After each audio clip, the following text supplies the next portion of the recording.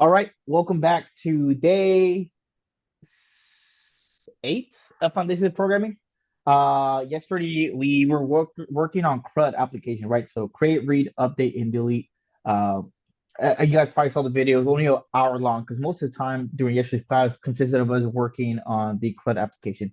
So today we are going to start, shifting gears and, go from front end and start working with a little bit of back end stuff. Not actual back end, but like the language of Python and object-oriented programming, which essentially is going to translate into your back end once you guys get into the immersive program. But before we do that transition, uh, we have to review the CRUD application, right? So the assignment was a to-do list. We were essentially combining everything that we had talked about throughout this last week and a half, and then put it together in one final uh, project, right, involving all these concepts and getting a very simple to-do list application working and running. Just to ensure that I know who here was able to complete it.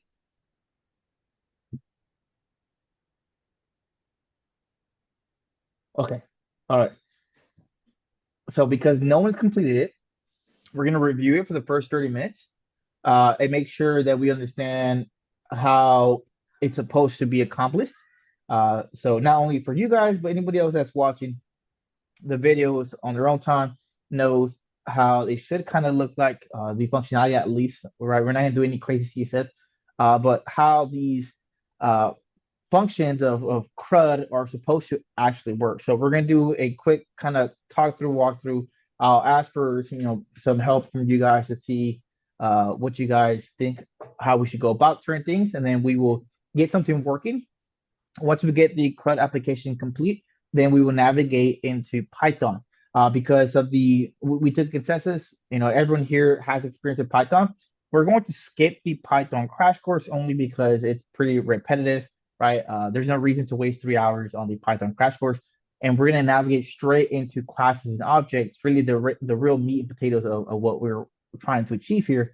And the reason we're doing that is because, as I mentioned to some of you guys before, the structure of FOP was structured in the sense that usually everyone that came through our programs started off with JavaScript and no one really knew Python. But now with the intro to coding, they got application being Python based, and most people coming through are either attending these programs or have been watching the videos. They pretty much, as you guys can already see from your group, everyone already understands Python, where before it was usually like one or two people. So uh, we all understand Python, so we're gonna go ahead and just skip that for today. Well, without further ado, let's go ahead and kind of get this show on the road.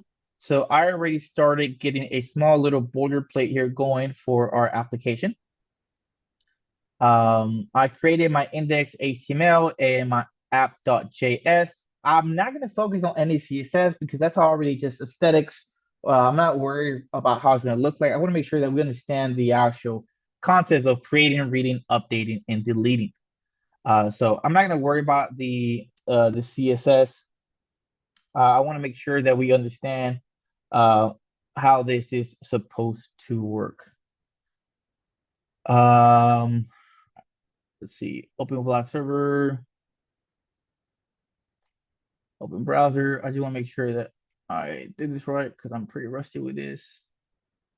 Lesson 5, inspect, console, hello. Okay. So my JavaScript's connected. I'm good to go.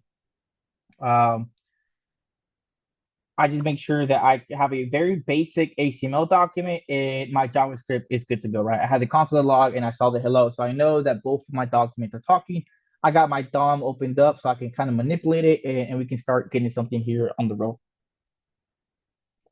So first and foremost, if I was going to approach this project, I want to make sure that I can kind of get something on my screen that can work, right? Some people might feel overwhelmed, like I have to do all these things, I have to, take input, create list items, create divs.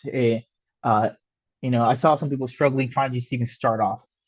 So if I was approaching this, I would kind of just get a little title page or a title tag. And I'm just going to call this to-do list. All right. Nothing crazy. I fixed my autosave, by the way. That was killing me. For those of you who want to figure out how to fix your autosave, if you go to File, uh, no, it wasn't File. Where was it? Was it File?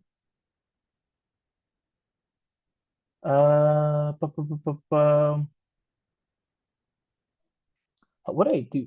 Yeah, it was File. File, and then it should be Preferences. I don't see it here any longer, which is really upsetting. Oh, there it is. Preferences. Here you go to settings, right? So you go to file, you go to preferences, and go to settings. And then you're gonna type in autosave, which should bring you to the screen. At the very top, you'll have this right here where it says files, colon autosave. You're gonna click this and you're gonna set it to after delay. So what it does is gonna autosave your work after a specific delay. And I have it to 1,000 milliseconds, which is essentially just 1 second. You can short this, but pretty much after I type into any kind of file I have, I can just save it automatically without having to do Control S. That was really killing me a lot of times. I was having issues where I thought my code was wrong, but really I just forgot to save one file and it wasn't reflecting. So make sure you have your autosave activated. You can do auto active delay, or you can do other stuff like you can save it if you have no errors. That's going to be up to you, whatever other settings you want to have. But at a minimum, just make sure your active delay is set up so you don't have those issues that I was encountering. Right. So here's my to-do list. You can see it's in real time making changes. And this application should be able to take input from the user and then add a list item to our application. Right. So because I know I need input, I'm going to require an input tag, right? And this is a self-closing tag. And I'm also going to require a button.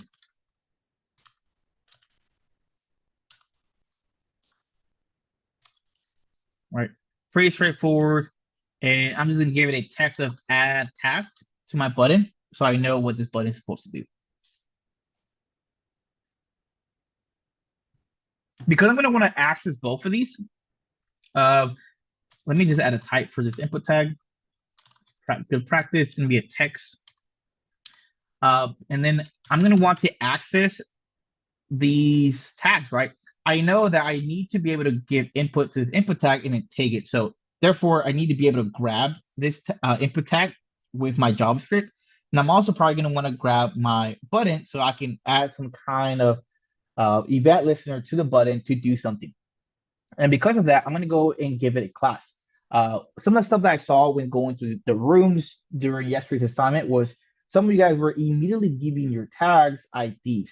And not that it's necessarily wrong, but I would caution you guys to avoid giving your tags right off the bat IDs. When it comes to the specificity of your tags, you want to start as low as possible, right? So you want to start with the class first, right? And as you encounter unique elements that require very specific styling or functions, then you can increase the specificity with an ID, right? So you want to avoid going straight with IDs right off the bat. It's not wrong, but it'll save you a headache in the future, especially when your application is very big and you have like 200, 300 lines of styling, or you have different functions in different files, and then you're trying to override something. It's going to become a huge pain. So I caution you guys to, instead of going straight with the ID, start with the class first, right? You want to keep that specificity low and then increase it as you see fit, right? So with that in mind, I'm going to give a class to my input tag. And this is going to be, I'm going to call it user input, right? You want to give it something that's relevant so you know how you're going to be calling these elements. And then the button is going to be class, and it's going to be called add task, right? That's what my button's doing. Or it could be add task button, actually, if you want to make sure you have an idea of what it's supposed to be doing in the type of element. But now with these classes added to my tags, I now have the ability to access them with the class name, right? So I can come back to my JavaScript, and before I start doing any crazy functions, I want to make sure my button is working. I can access it properly, and when I click it, it does something. So I'm going to grab my button, right? So I'm going to say document.query selector, so I can query the different elements. I have my HTML document, and I'm going to grab the add task button, right? And then when I grab that button, I'm going to give it an event listener. And that event listener is going to be the event of click. And I'm going to give it a function that's going to be called add task. All right. Afterwards, I'm going to define this function called add task. And just to make sure I have it working, I'm just going to console.log button connected, right? Now, with that set up, let's go ahead and press this button and make sure it's doing what it should be doing. And there I see button connected is being printed out. Every single time I press this button, it increases the count of how many times I'm printing it. That's what that number signifies. I see 6, 7, 8, 9. It's pretty much just instead of taking up space, printing out the button doc connected on every line, it's just showing you using the number like, hey, you've done this 9 times, right? A question that was asked of me yesterday was here on line 1, we're calling a function, but the function isn't declared until line 3. And for those of you who started with Python, this might seem a little confusing. You're wondering, like, why is this working, right? In Python, if I try to use a function before declaring it, I would get an error. And that's because of how your code is being ran, right? A Python file is typically ran from top to bottom, from the first line all the way down, right? So as it's reading your Python file, if it gets to a function that has not been declared above, it's going to fail. In JavaScript, JavaScript works a little bit different. JavaScript does something called hoisting, right? So when it runs your JavaScript file, what JavaScript is going to do is it's going to look through your entire document. It's going to grab the functions and it's going to hoist them up to the top of your document, right? That way, even though you're calling a function before it's been declared, it already has access to that function. So the way it runs under the hood is a little bit different than Python. So this actually works. In JavaScript, you are able to call a function even though it's not declared until later in the bottom because of that hoisting effect of JavaScript. Does that make sense?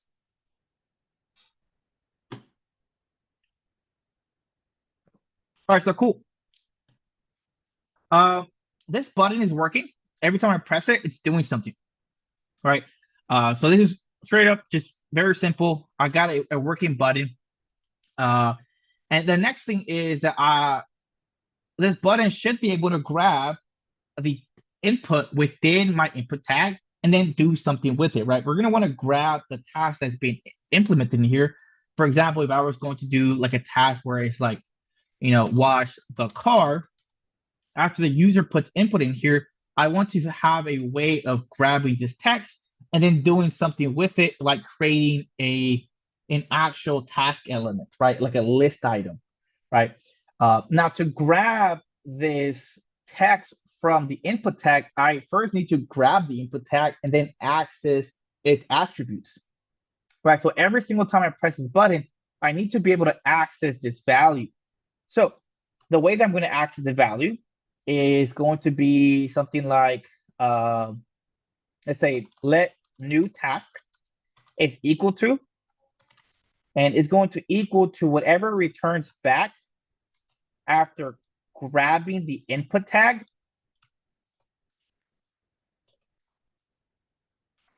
and then accessing its value attribute, right?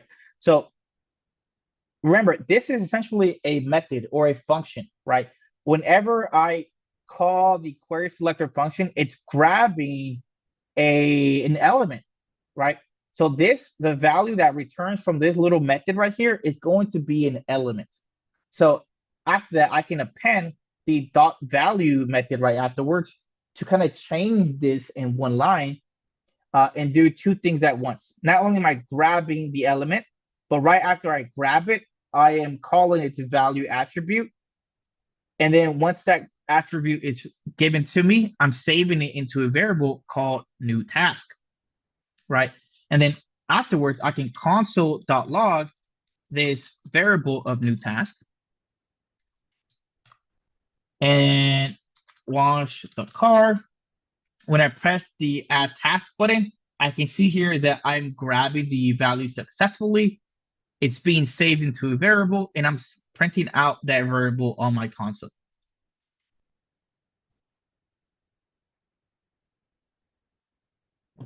Any questions so far? Right.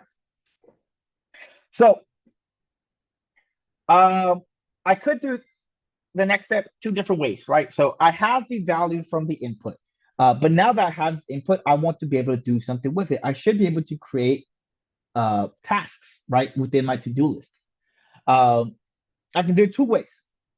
I can make it where if I have no tasks yet, I create a brand new unordered list.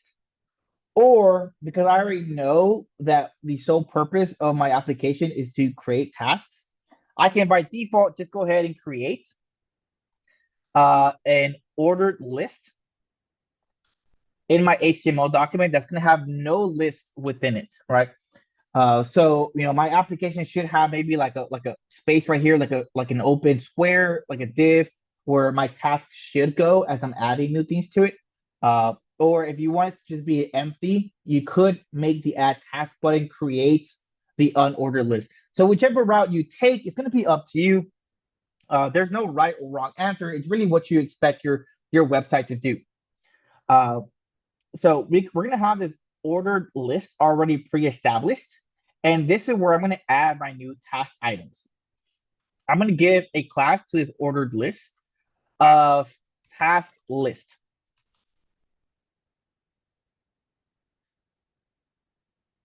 And let's do something real quick here. I'm going to assign these elements to variables so I can access them easier without having to type this out multiple times.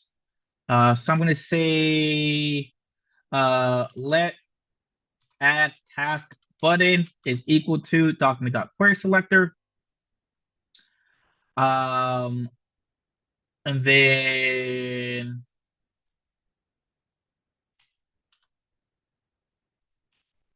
I can do something like new task dot value.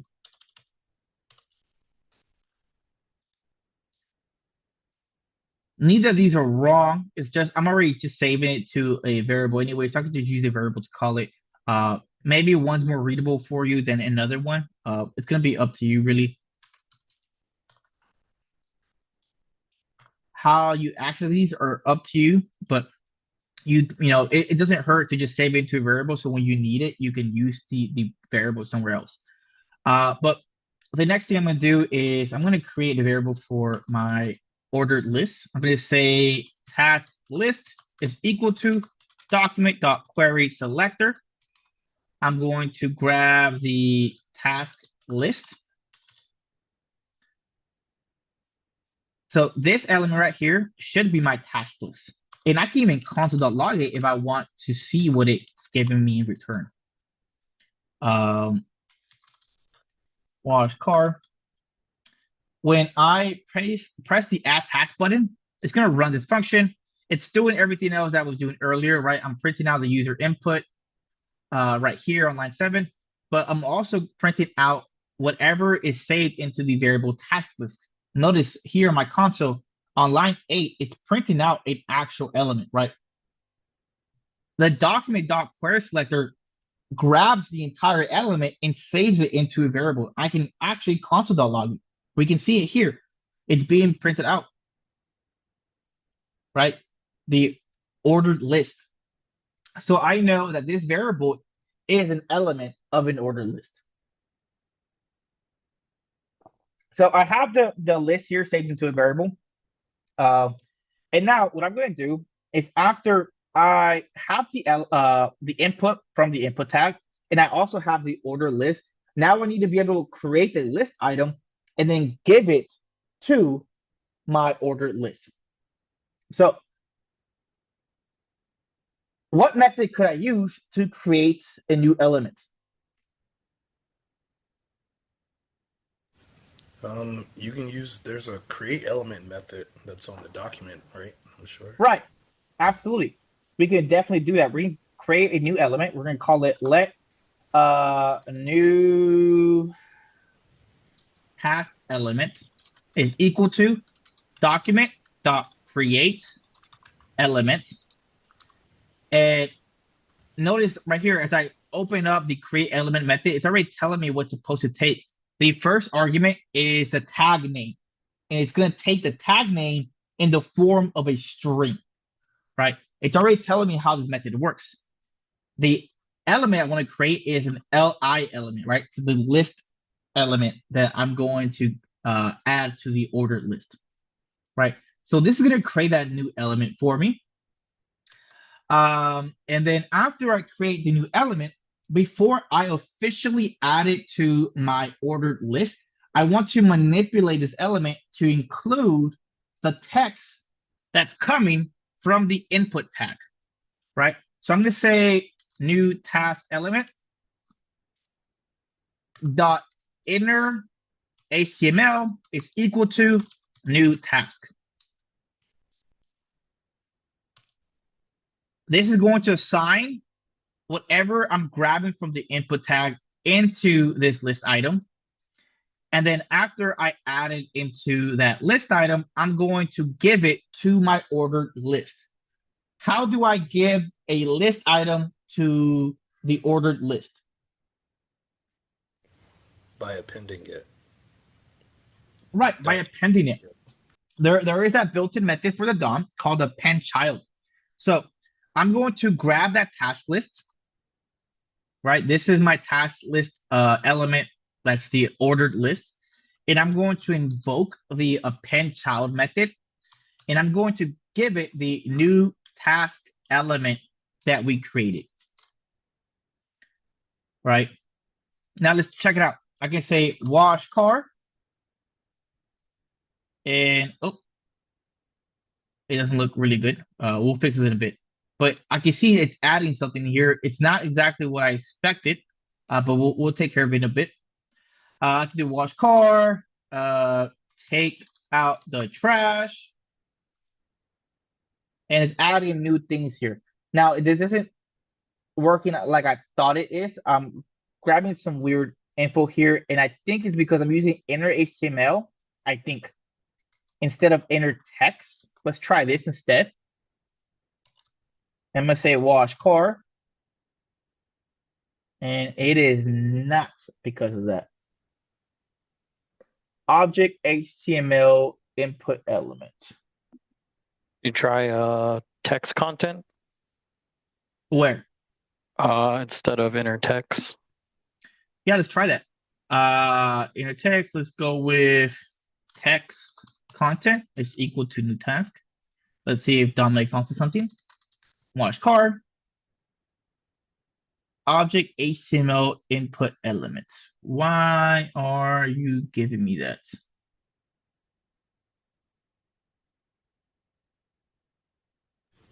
I think Hmm. for the new task element, um, so in task list.append child, you have to actually create it's called document.create node, I believe. And then you surround it. Create text node. So not right there, Create, not right there. Yeah. So you that's correct. That part's correct. I'm talking about within the append child like function. Yeah, in there. So you do create. document. Okay, document. Okay. Yeah, By the way, this document was not a thing before, so I'm actually interested in what this is. Document dot create what? create text node,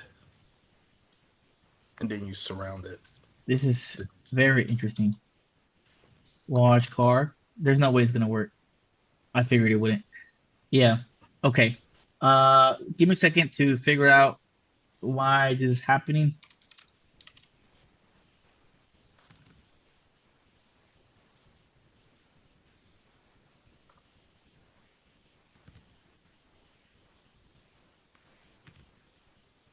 Let's go back to what this was. What was the message I was getting? Inner text, wash car. I don't know what I did different, but mine's working. I can show mine and compare it if you'd like. Uh, yeah, yeah. But Let's see it. I kind of just followed you, so maybe There's got to be something wrong with it. Yeah, I was gonna say mine works too, but I didn't do the let task list where you like grab it and assign it to something. So maybe something went wrong there. I wonder.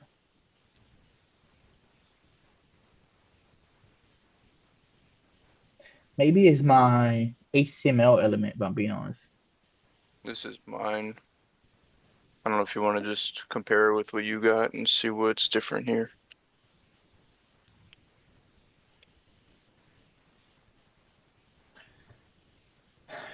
Query selector input area. Value.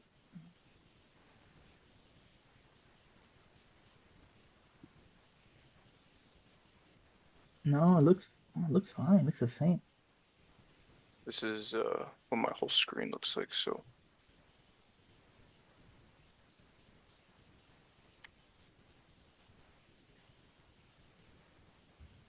Why is it being funny?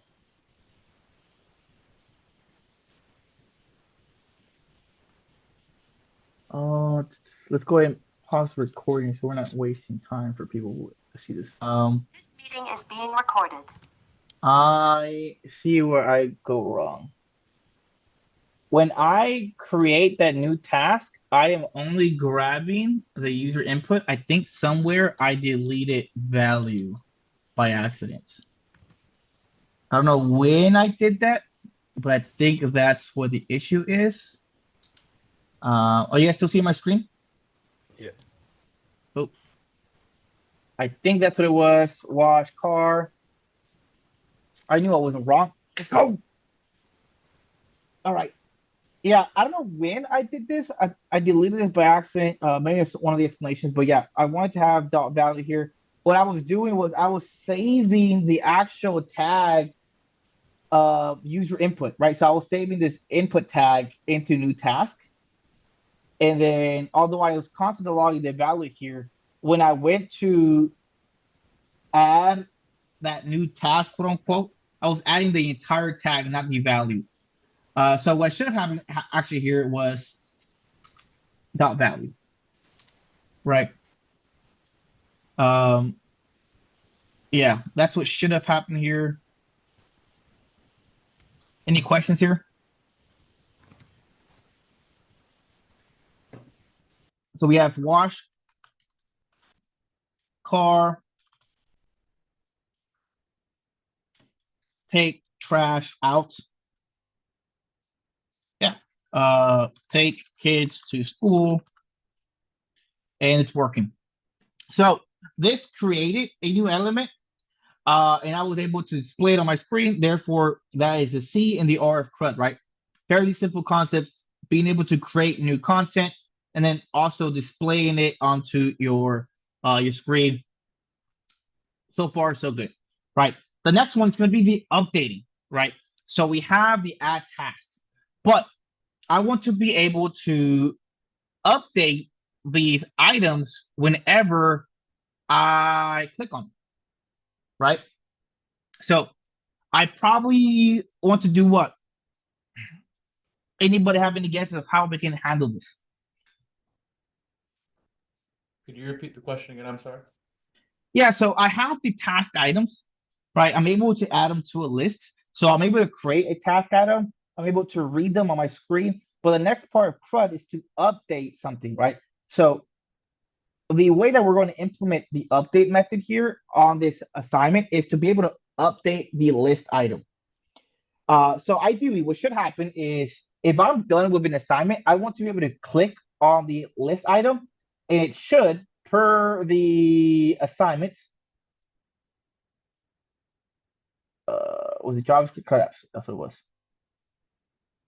Per the assignment, I should be able to click it and update it, and it should scratch off of the list item, right? You see here how you have buy a gift card and there's a scratch through. So I should be able to add some kind of functionality. So when I click this list item, it scratches it off my screen. How can I create this method for each list item that's being created? You can make a clone of it. A clone? How so? So You can use the event target parent element. So say you have a button Mm-hmm. that's let's say it's your update button. And when you click that button, what it does is it would make a clone of that element.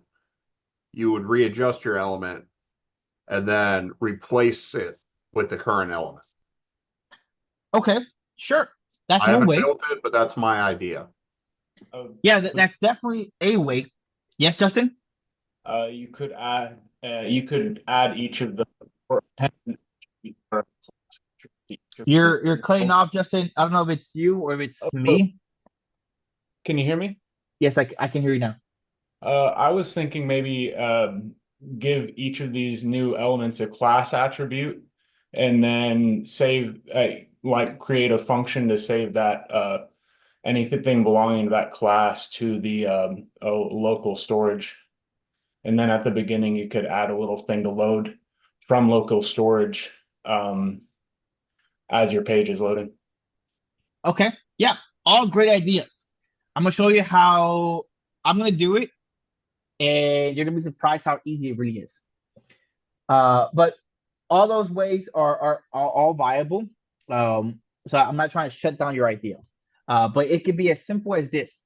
Oh When I crap, I create, misunderstood the question. Sorry. it's okay. When I create this element, before I append it and no longer have access to it, I was able to manipulate its value, correct? I created this element and I gave it a value before I gave it to the ordered list. What's stopping me from giving it an event listener before I add it to the order list? Right? Could I give it an event listener that when I click it, it changes the styling of the text and scratch it out? Out, right? So let's try that out. Here I'm creating a new task element. What I'm going to do is I'm going to say new task element dot add event listener. And when I click it, I want to say update task. Now, obviously, this method hasn't been created yet, or this function. So I'm going to create it. I'm going to say function add task.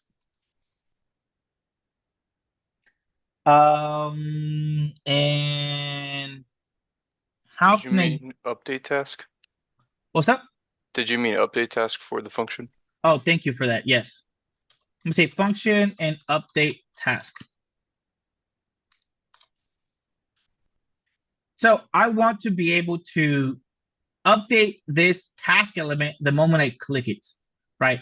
So how can I do that?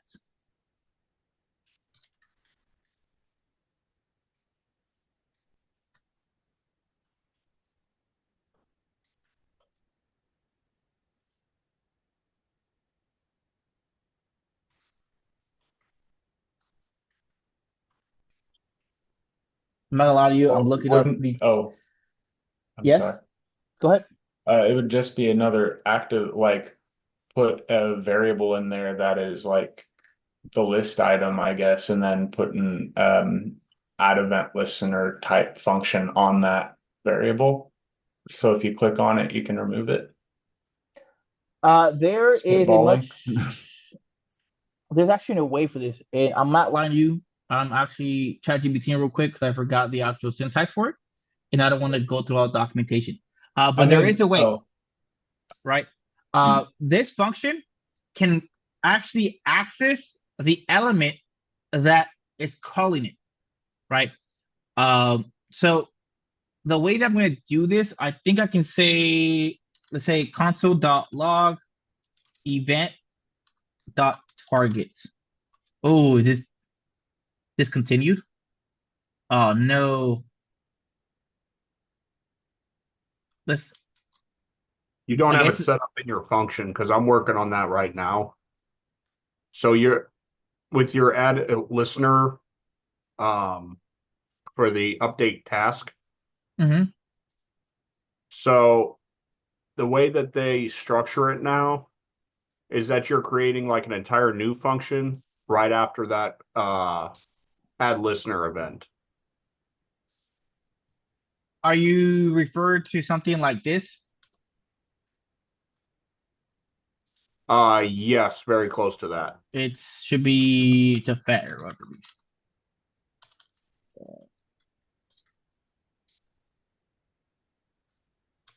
Was it like this?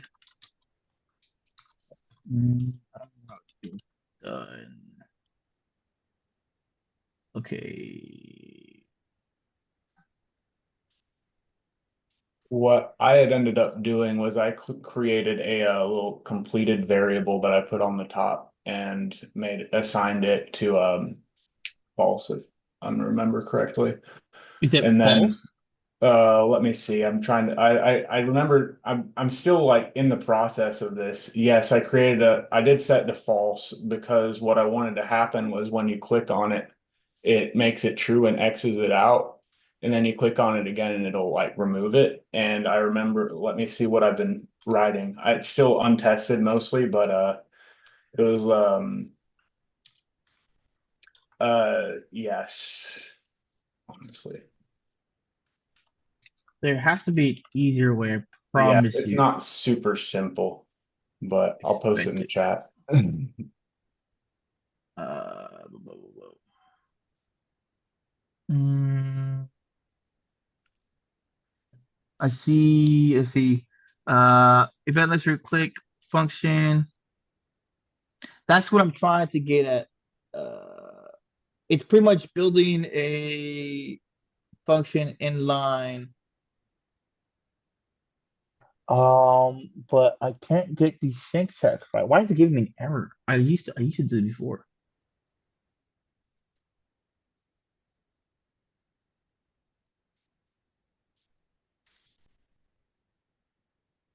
Missing are there? I'm missing something. Is it this? No. App 9.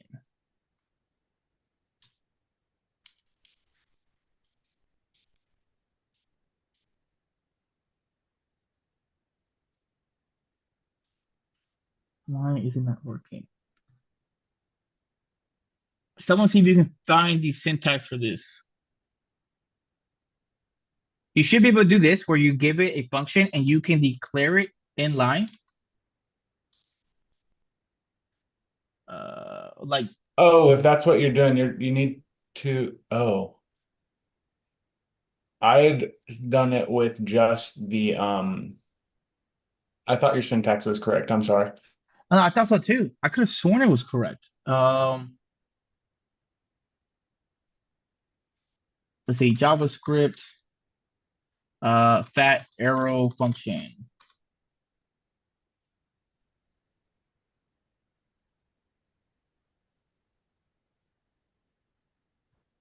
Is that what it is? There we go. That's what I was missing. Okay. There. Okay. I knew you could do it. I just wasn't sure what the heck was happening here. Console.log this. Let's see if this is working. Wash car. Uncaught reference on line 9.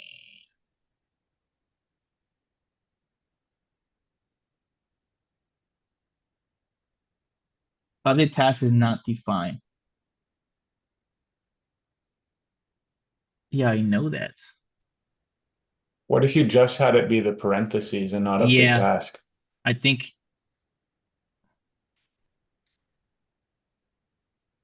Without the the light blue parentheses. Try it with the there we go.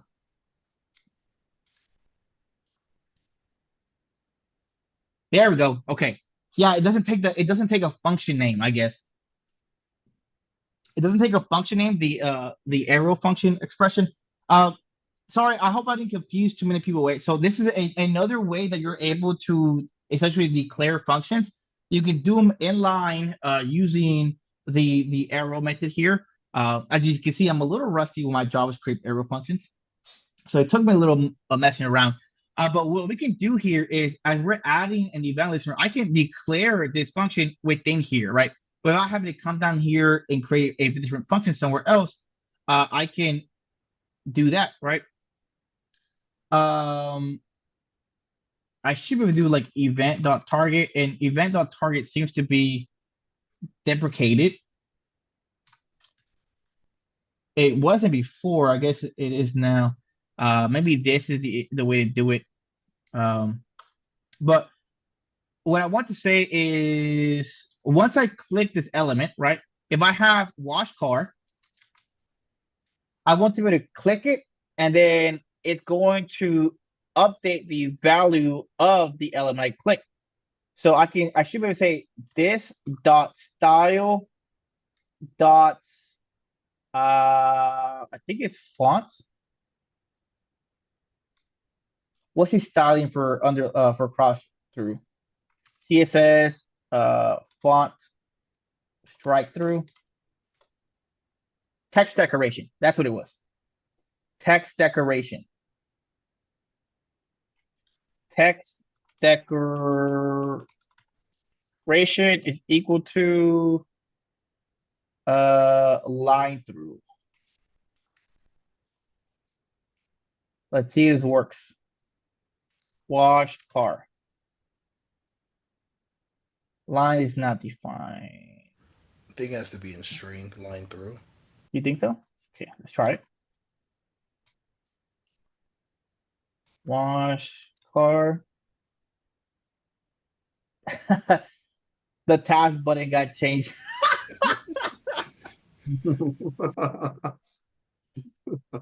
That's Okay. funny. At least we know what it's listening to, what it's actually, Yeah, releasing. yeah, absolutely. Okay, that button should not have taken that. I think it's because I'm using this inside of here, inside of this add task. Um, and it's not exactly what I'm looking for. Hmm. I think it might be best if you assign a class attribute to each element as you create each list item element as you create it. That way, Okay. whenever you're doing these functions, you can, instead of this, do it to those class variables. Yeah, That way yeah, it'll line through that. that's pretty good. Yeah, we could definitely do that. Let's go ahead and do that. We create the element. After that, before we do anything crazy, we can say new task element. I think we can do dot class. Dot class name is equal to new list or new task item. And Um, then is that what you're referring to? well, yeah, I think that works. What I'd been learning about was class list dot add, but that also works. Class list dot add. Let me make sure I'm not being weird about this. I'm I'm like, don't know a whole lot about this either. I've been just got a lot of time on my hands.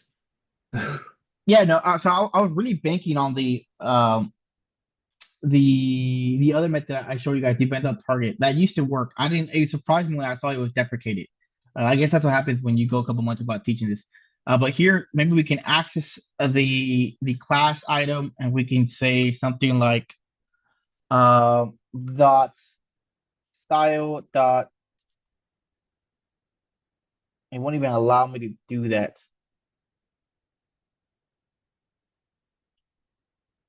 Yeah, so I'm not crazy. It would be class list with list as a capital L dot add and then in parentheses for when you're making the list items, and then in parentheses you or not parentheses in yeah, parentheses you'd put the class name you'd be giving those list items as you make them.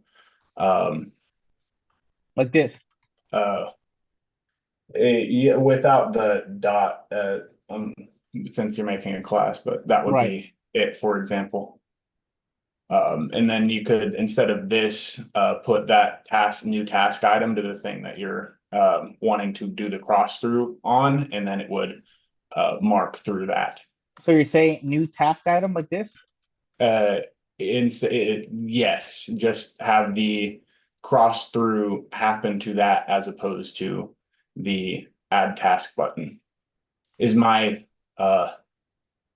theory Your theory. Okay, let's check it out. New task without the item. period, probably. It's a class though, so we want to query it. We want to query it Oh, with the right. period, and we can see if we can do dot style. I don't think it's gonna work. I'll be honest. Dot text declaration is equal to. Oh, right. It is a query, right? We'll see. Let's see if it works. So we can say wash car. Yeah, pretty good. That's one way of doing it. Absolutely. Uh, but what's the next problem that we see here that might give us an issue?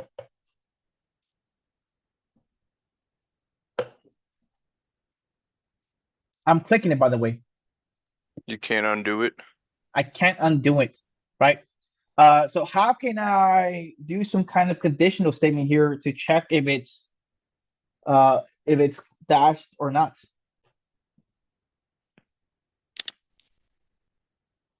I could probably do something like if document dot query selector dot new task item dot style dot text decoration is equal to line through.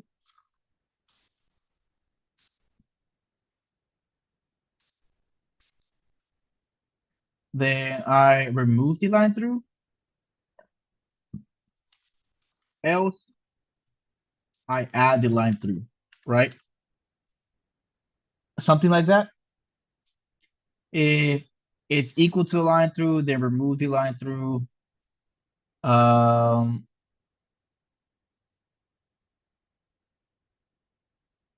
we might have to give it a different way of doing it. I'm still a fan of the creating the completed tag and then setting that to false and then making it also so that Like completed, completed tag? What do you or mean? not a completed tag, a completed declared a completed variable and set it to false, and then have it so that whenever you click on it and it marks it out, that completed tag turns true, and then it'll put a line through it. And then you can have it set. It opens up a lot of flexibility later on, right? So then if you do an if completed tag true and you click on it, then whenever it's then it'll get rid of the line through whenever you do it. Sure. Yeah, we could definitely give it some kind of attribute, right?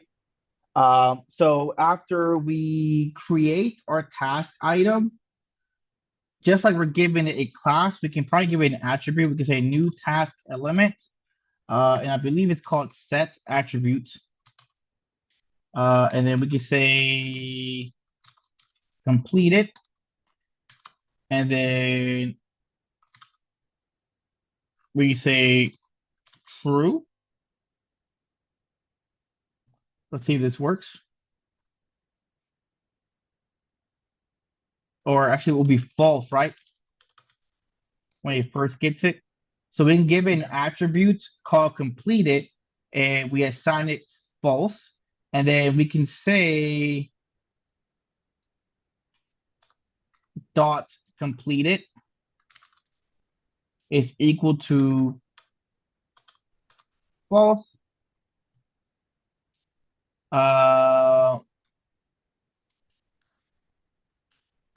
Then we give it the line through, right? And if it's not false, then we can remove the line through. Now, how do I remove a style?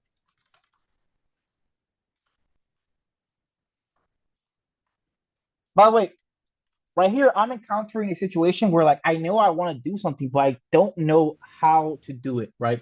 Uh, and this is kind of how I like to learn and how I encourage you guys to learn instead of just like watching through people code or look at tutorials. Uh, the intent is you want to try to code encounter a problem and then you know what you're trying to do, you just don't know exactly how to do it. Like right now, I'm trying to figure out, okay, well, I want to be able to remove the CSS for text decoration, but I don't know, like, is there a method to do that? Is there a function that's built in for it? And that's when you encounter these problems, that's when you do your research. All right, let me see, there's already a built-in method for this. That's how you should use your resources, right? You shouldn't just be copy and pasting or tell ChatGPT give you the entire solution. You want to encounter small little problems and then find a solution to these small problems.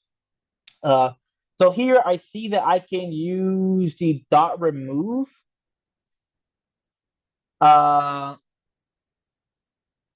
method. So I can say document dot class. I can say document dot query selector new task item. And let's see if I can do uh dot remove. Dot remove. And I'm You'd gonna give also it, want to set the completed back to false, probably.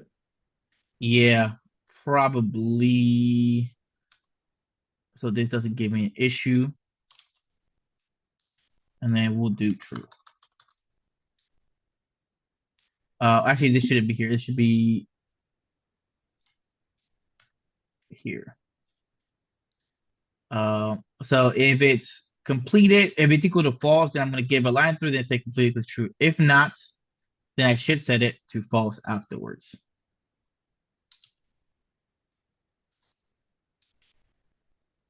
Right? Let's see how this works. Hopefully this works first try. Watch card. Task. At line 17, I'm getting an issue with the remove attribute. Maybe we can do something like I wonder, can I call it? Can I just call it from here? New task element dot remove. I might just be able to call it from here. But would that do it for just the one that you clicked or for all of them? That's a good question. Hmm.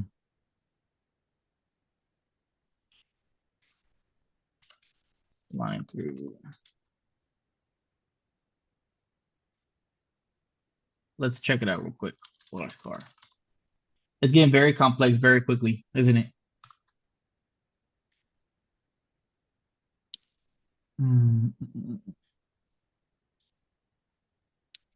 It might be easier if I just create this function.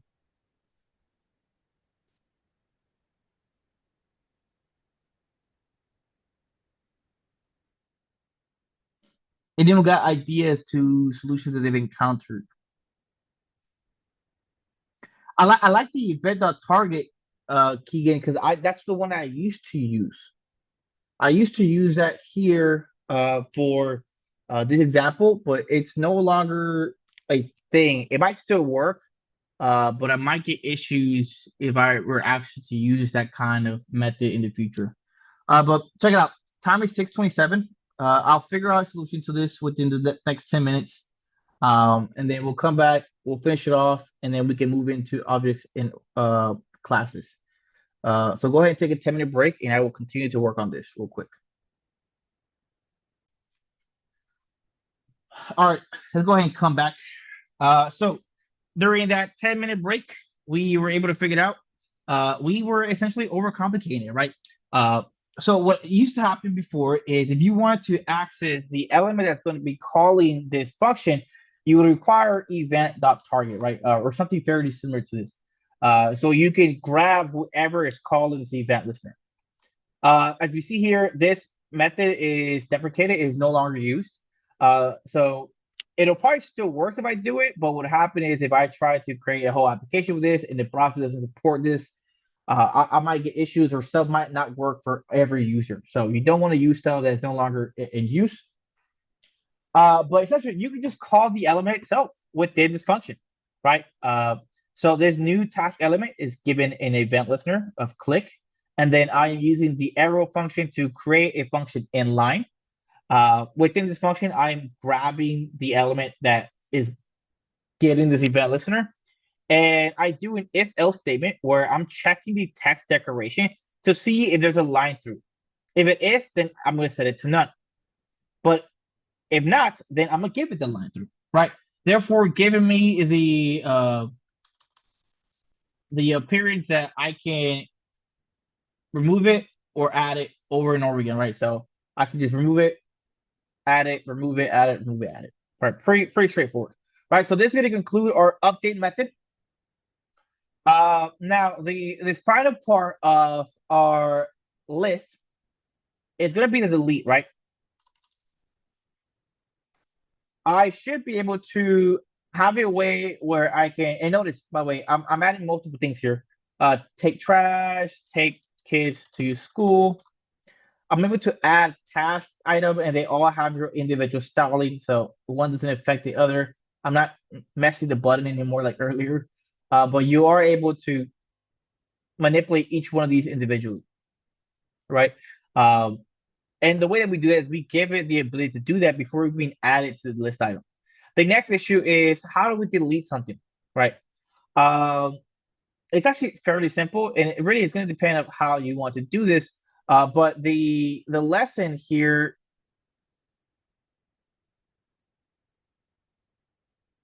is they have a delete button, right? They have this trash can button, and you should be able to press the trash can button, which will delete whatever item it's next to. So we're not gonna get too in depth because we already spent an hour on this. But essentially, what you would create is, as you are also creating this list item, what you might want to do is also create a new delete button, right?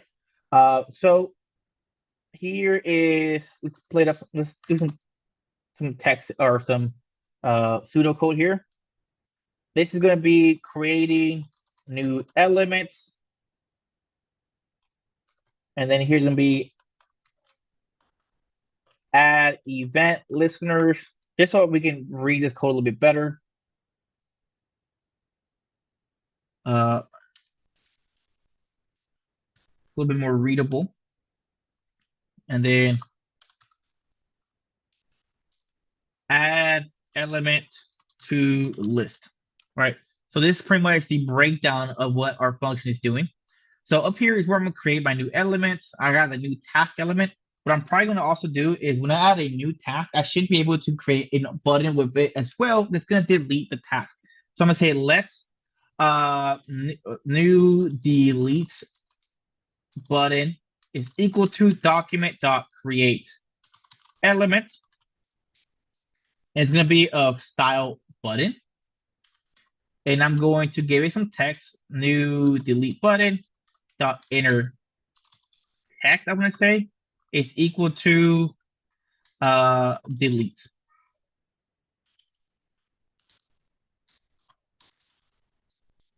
Right.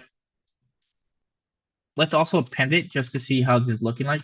It's not going to be exactly how it's not going to be like this, but I want to make sure it's working. New delete button to see if it's doing what it should be doing. Wash car. Yeah. Okay. Cool.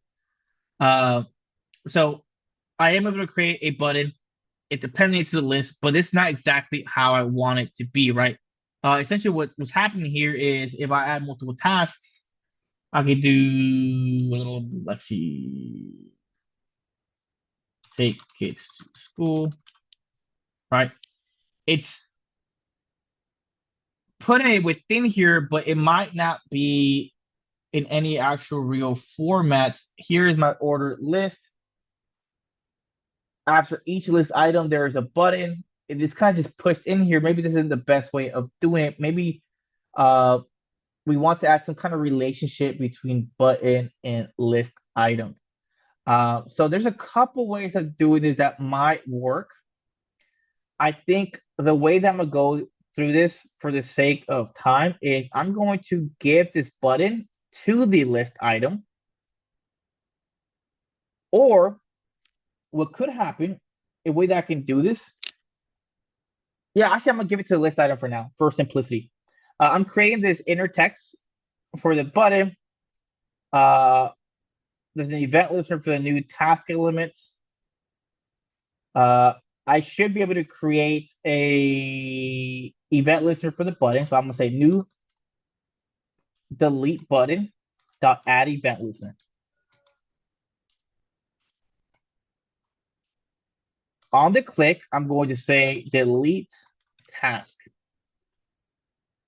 Actually, I'm not even gonna do that. We're gonna do the arrow function.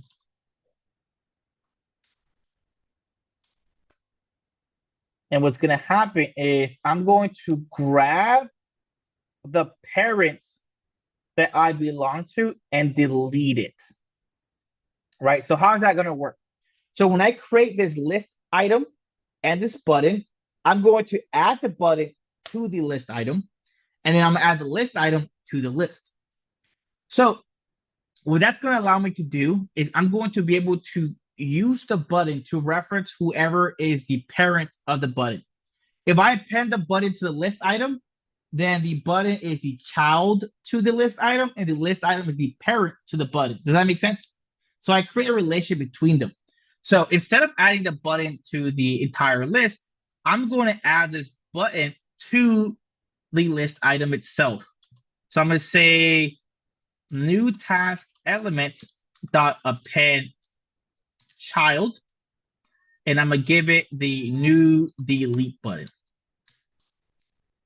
And I'm no longer going to give the button to the entire list. Give delete button to the new task. Right.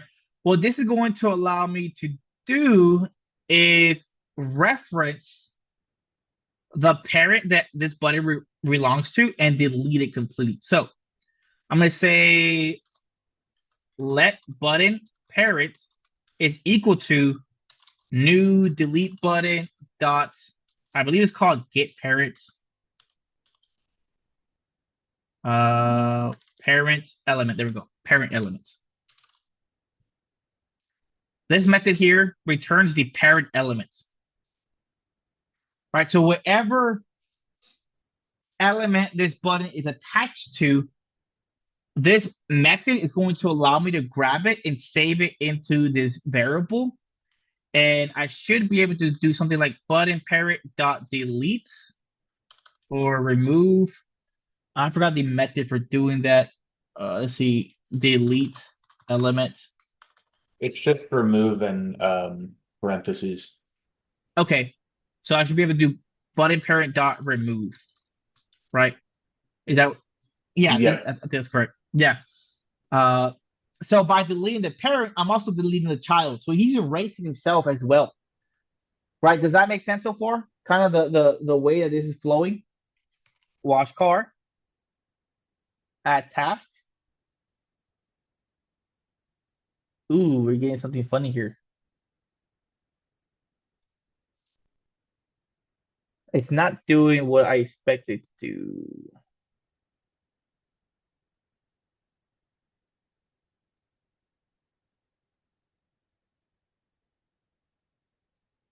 Mm,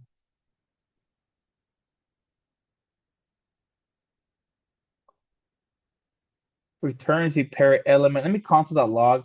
Console.log button parent. Wash car. Console. Yeah, I'm able to grab the parent for sure. No, actually, I'm not. It's not grabbing the parents. I'm not even clicking the button. It's line 26 is failing. Right. Line 26 does not work like I intended it to work.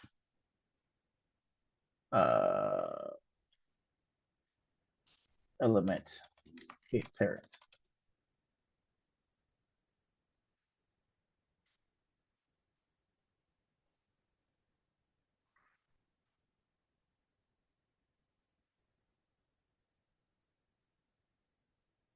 Is it no parentheses?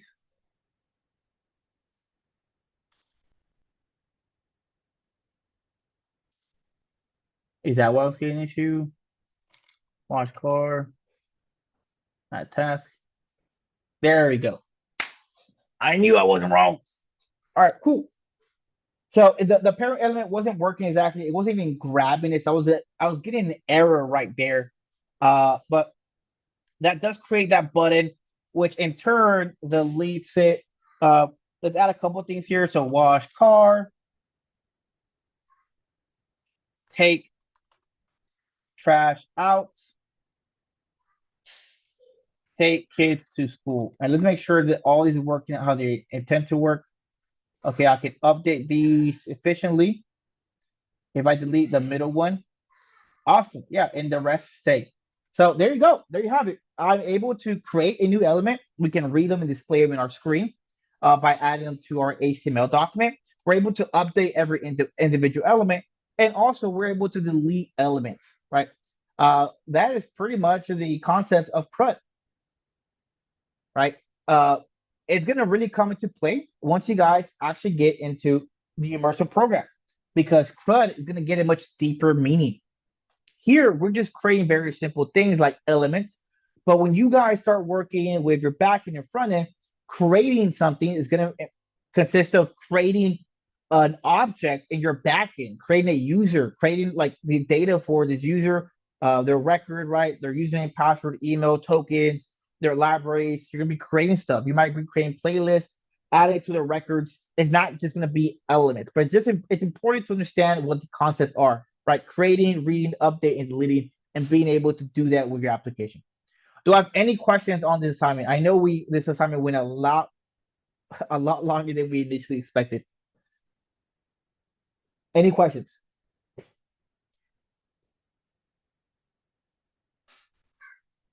Did this help?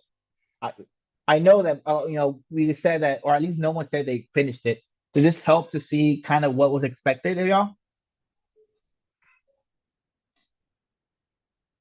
Okay, I see head nods, so I'm assuming it's good. But all right, let's go ahead and close this chapter. I'm a little sick of JavaScript. Let's get into some fun stuff, right? I'm not great at JavaScript. It's not the language I coded the most. Python is really my baby. So let's go ahead and let's close this chapter. I no longer want to see these HTML files. Let's go ahead and close out this document. I hate live server. It's been a pain in the butt. We are closing the CRUD. We are going to skip the Python crash course because we came to the consensus that everyone already has a general understanding of Python. And we're going to go straight into classes and objects, right? This is probably the the best part, or the best bang for your buck in this program, is the classes and object lessons, because this is going to be the first assessment that you're going to be given in the immersive program, right? This has the highest failure rate. Not to say that the whole class is going to fail it, but typically this takes about 25% of our students. And the issue why that's such a big problem, or the reason why it's such a big problem, is because the immersive program is going to be a fire hose of information, right? Um, if any of you guys feel a little overwhelmed with some of the stuff we're covering here, right? The immersive program is going to be this times like 5. So you're going to have a lot of information just dumped on you every single day. You're going to have assignments, and we don't slow down, right? The first 2 weeks are, JavaScript, Python, front end stuff. Actually, no, correction. The first week is like JavaScript, intro to JavaScript. Second week is object-oriented programming right off the bat, right? Within a week, you're testing out that weekend, right? And then once that assessment's complete, guess what you're doing the next day? A whole different subject. So if you fail these assessments, you have to retake these. And if you fail because you had a tough time understanding these concepts, and we're already moving on to a wholly complete different thing like React or Django or any of this stuff, this assessment is just going to be weighing you down in the back, right? When you're trying to learn something new, all you can think about is like, I'm still struggling with object-oriented programming, and we're already learning something else that I have no idea what it is, right? So it can be very overwhelming. So it's the reason why we have foundations of programming, to get you guys kind of a nice warm and fuzzy understanding of what class and objects are, how to work them. So when you get to the assessment, you're a lot more successful, right? It reduces the chances of you failing the first assessment. Um, so you're not in academic probation. I'm not trying to scare you guys, right? Uh, so it's just understanding that this is the reason why class and objects are important. But without further ado, let's go ahead and jump straight into it. What's a class? A class, I like to think of it as a blueprint, right? Uh, that's really what it really is. It is a blueprint or a recipe, right? Take this image, for example. You have a car, right? Uh, when you think about a car, and you think about the default things the car has, every car has wheels. It has some kind of body. There's some kind of steering mechanism, right? It takes some kind of fuel or way to like power it, right? Whether it's electric or whatever. Uh, each car probably has a windshield. These are very basic default things, right? That every single car has. But then you also have variations of them, right? You have cars that are different colors, right? You have some cars that have more wheels than others. Some cars can go faster than others. Some cars take very specific forms of fuel. Um, so although they all share default similarities, they're customizable, right?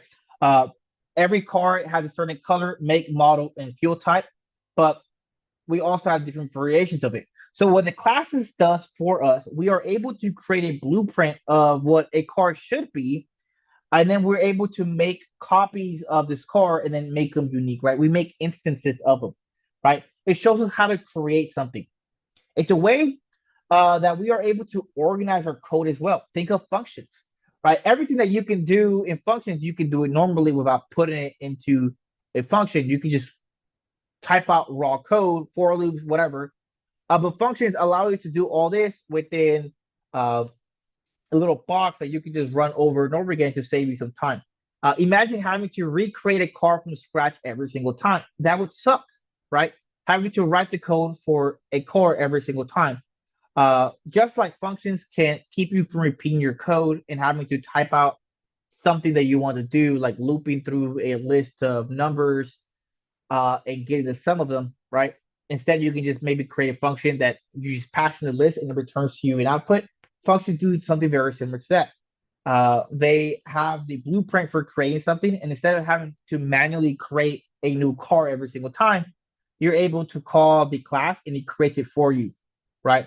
You might be able to pass in some certain parameters to customize it, but essentially, a class allows you to do something very similar to how functions do, where we can organize our code, but it's essentially a blueprint to create different things, right? So classes are the blueprint. Now, what is an object, right? We hear classes and objects. Classes are the blueprint or the recipe to create an object. The object itself is the actual product made, right? Think of the blueprint for a car and the actual car. The class tells you how to create the car, but the car itself, that's the object. Does that make sense? So classes are the recipe or the blueprints or the instructions to create the object. The object is the actual thing itself after we create it, or what we like to call instantiate it, right? It's an instance. It is an instance of a car, right? Uh, Objects classes adhere to the draw rule, right? To don't repeat yourself. Once again, going back to functions, it lets you format your code so you don't have to continue writing the same thing and you just call the function, or in this case, you just call the class and you're able to create something without having to repeat the code, right? Any questions so far?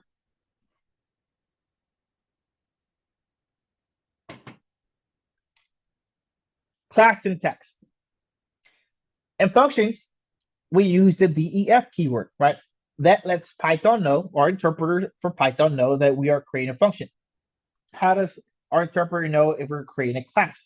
Pretty straightforward. We're going to use the class keyword, right? This will let our interpreter know, hey, everything following this is going to be a class, right? The naming convention for your classes should start with a capital letter, right?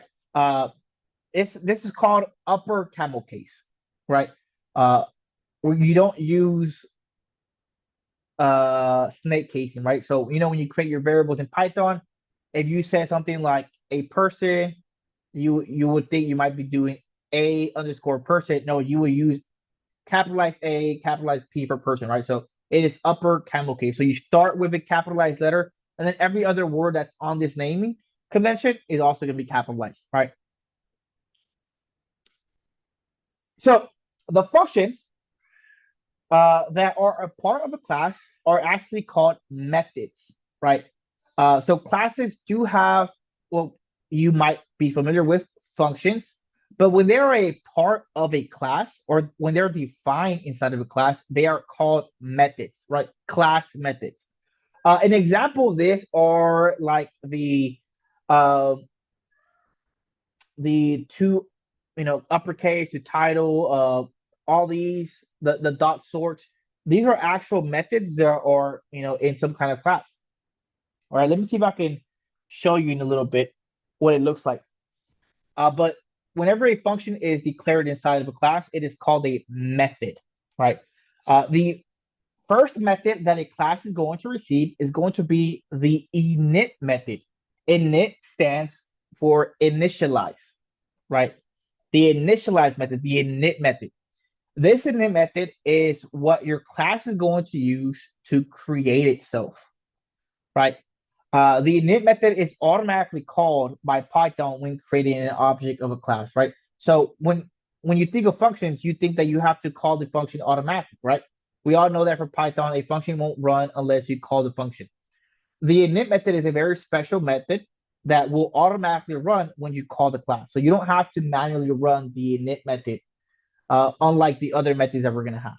The init method by default will run automatically when you try to create an object, right? The init method, it stands for initialize because it's going to take whatever you set within the init method. It's going to take these values and is going to use those values to create your object, right? Take this code snippet, for example. This is a class of pets, right? The first method it has here is the init method. And this is essentially where you're going to define your parameters or arguments of what your class should be using to create itself. It's going to take a species and a name, and then it's going to take the values from the species and a name, and it's going to assign them to a variable. Now, you might notice something interesting here. The keyword self, right? This is going to be new to you guys. It might be a little confusing to understand at first. This is a default that classes require. Essentially, the way that a class is able to know that it needs these attributes to define itself is by using the self keyword, right? Uh, so it requires the self keyword. When it reads this, it says, okay, myself, I'm going to have species and name, right? Uh, Me, myself, it's essentially talking to itself in third person if you think about it. It's saying, I'm creating a field for species and name that I'm going to have. Does that make sense? Right? So it uses the self keyword to reference itself. Um, and it needs this method to for it to understand that this method here, this keyword self, is letting know that this method belongs to pet, right? So the self keyword is how it uses to understand that the items that are set in here belong to the class itself.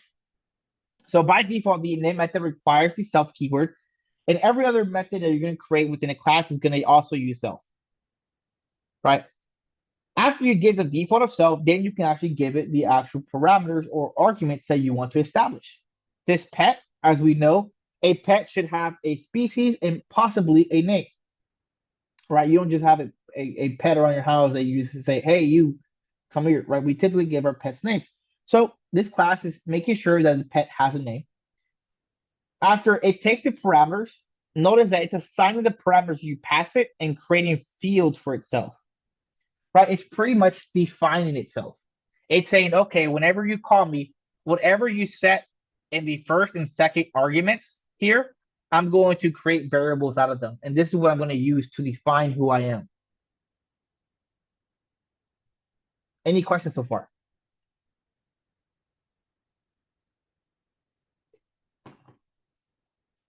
You you may notice that when it defines its fields, right? We call these data attributes. When it defines its data attributes, it once again calls itself, and then it uses the dot. But we also see something here, which is an underscore. The underscore technically is not needed, right? Who knows what this underscore is for? Anybody familiar with class and objects?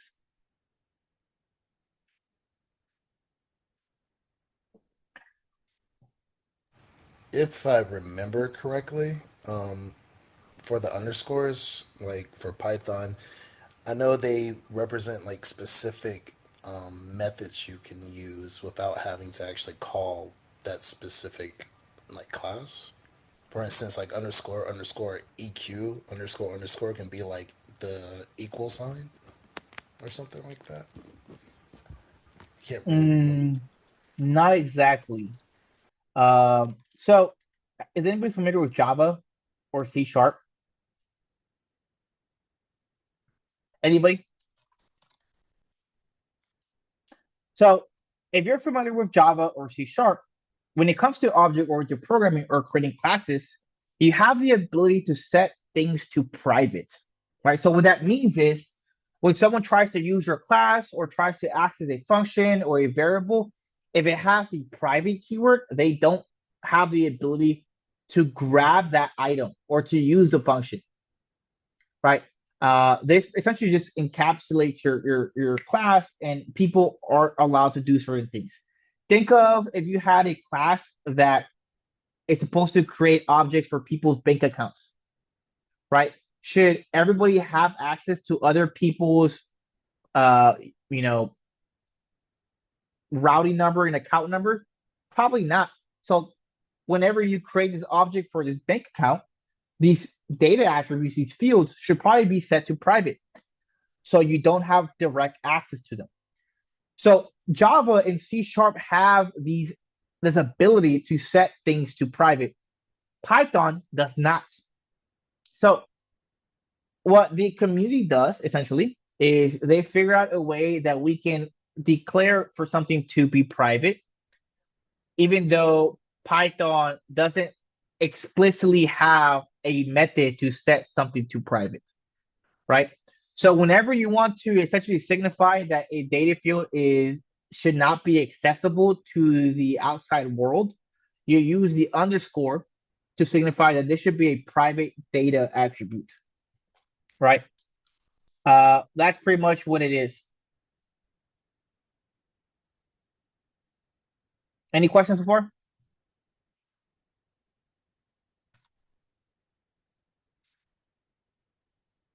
All right. Before we get into anything crazy, make sure you guys have your VS Code open, and I want you to create an empty file for your classic example, and we're going to recreate this pet, right?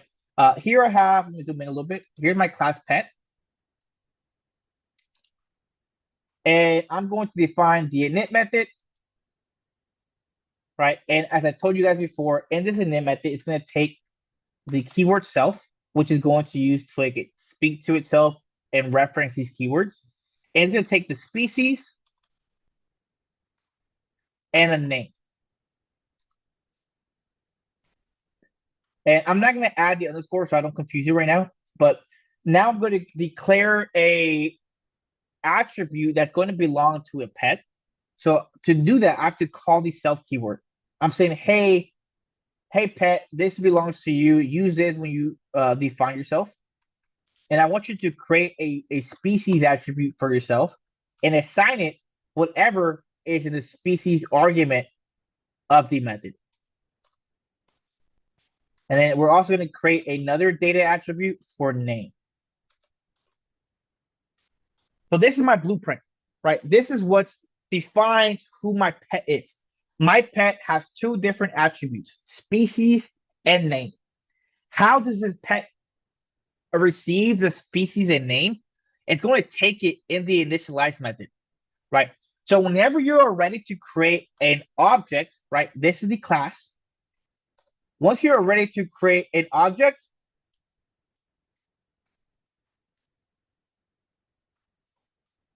you're going to do it just like you do before with a variable. We're going to say, let's say Rufus is equal to call an object, you're going to call the name for the class, which is pets, right? And notice here, once I open up the parentheses, it's immediately giving me what I need to pass in as an argument. Notice that it's asking of me is the attributes that I was assigning inside the init method. So the init method is the way that you think about a function, right? When you define a function, you have to open and close parentheses, and then you pass in the arguments that's going to be taken. That's essentially what the init method is, but for a class, right? Make sense? And it's taking a species and a name. I'm going to go ahead and say it's going to be dog, and his name is going to be Rufus.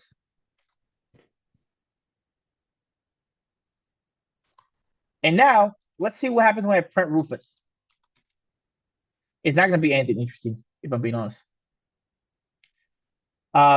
So right now, the default for printing out something that's a class is this weird code, right? By default, whenever you try to print out a class, it's going to give you this hash right here, which pretty much is telling you, hey, this is a pet object, and this is where it's located in memory, right? It's a little bit different than when you try to print out something that's a string or an integer. You would get the actual data value back. Classes don't work that way. If you try to print out the class, you're going to get this pretty much this code telling you that what type of object it is and where it's located at. But what if you get this, then what that should tell you is that the class was successfully created. So although it's nothing very readable, this is enough to go off to understand that this is successfully an object, right? Rufus is an object of pet. And now, if I wanted to grab the species and to grab the name, if I want to see, what type of species is Rufus? What type of name is it? I'm able to access these data fields. And the way that we access them is by using the dot notation. So I can say Rufus dot species. I'm also going to print out Rufus dot name. And let's see what it gives me back. As you see here, when I call the object of Rufus and I access its species attribute, it successfully returns to me the value that was given to it in that data attribute. So I'm able to print out the species that belongs to Rufus, and I'm able to print out the name that belongs to Rufus, right? So I am able to access the data attributes. Any questions so far?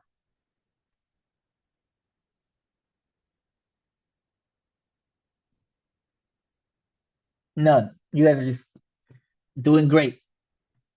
All right. Let's continue. So one thing you may notice, the init method doesn't necessarily need anything inside of the parameters, right? Just like you're able to create functions that don't need any arguments and then still do something, classes work fairly similar, right? You can just create an init method that by default is just going to set stuff to its data attributes, right? But what this does is it limits you the ability to provide these arguments yourself and make it customizable, right? Notice these two pieces of code. We have two classes, one above and one below. The one on top is called non-customizable robots, and the one below is called customizable robots. The difference between both of these classes is the one on top, it has an init method with no attributes, whereas the one on the bottom is able to take attributes. The one on top that is not customizable, it automatically sets attributes of sensors, actuators, name, and state to predetermined default values, right? Sensors takes a value of a list of different sensors. Actuators takes wheels and LEDs, and it by default automatically creates an object with the name of data and the state is set to on, right? So you don't even get the ability to pass it in an argument when you create this class. It automatically already creates a object of a robot with these default parameters, right? Whereas the one below, in the init method, you define sensors, actuators, and name as parameters, and then you declare in the init method how these parameters should be assigned into the data attributes, right? So when you create a class or essentially define a class, you can set default arguments or you can make sure that it takes parameters that can be used to define these attributes, right? So either or, it just depends how much or what you want your class to be able to do, right? Um, does this make sense so far? Right. Once again, reiterating what self means. Self refers to the object itself, right? It refers to it as I. Pretty much to say I have sensors that are gyrometer, lidar, and camera. I have actuators that are wheels, LEDs. I have a name that's data. I have a state that is on, right? That's all it really is saying, right? This is just something, it's a syntax for classes. Don't lose your mind with the keyword self. Just know that you require these keywords to make sure that the class is able to reference itself. So it sets these things. Any questions?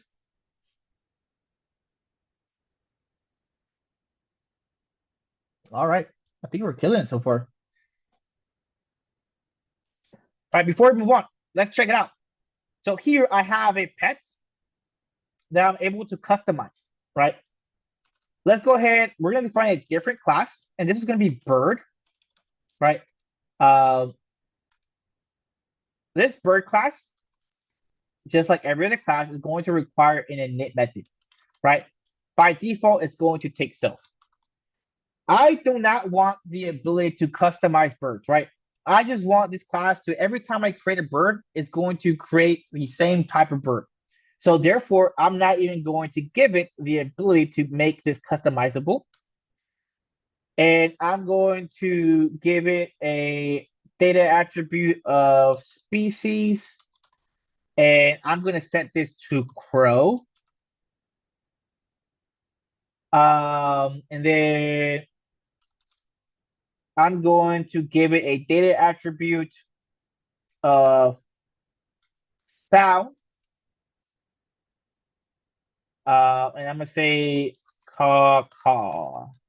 I think that's how you say it. Oh no. Right. So by default, whenever I create this bird, the way that I would do this, I can say something like bird one is equal to bird. Bird two is equal to bird. Bird three is equal to bird. I'm able to create different objects using the bird class, and each one of these objects here are the same species, and they all have the sound of caw. I'm going to create a list of all birds is equal to bird one, bird two, and bird three. And I'm going to iterate through these birds for bird and all birds. Oh, I misspelled this. I bet.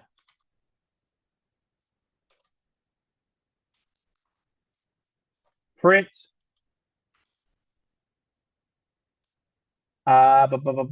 bird dot name. I'm sorry, bird dot species and bird dot sound.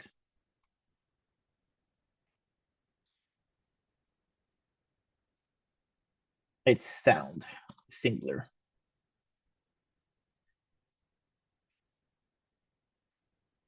Let's split this up actually, two different print statements so it doesn't look weird.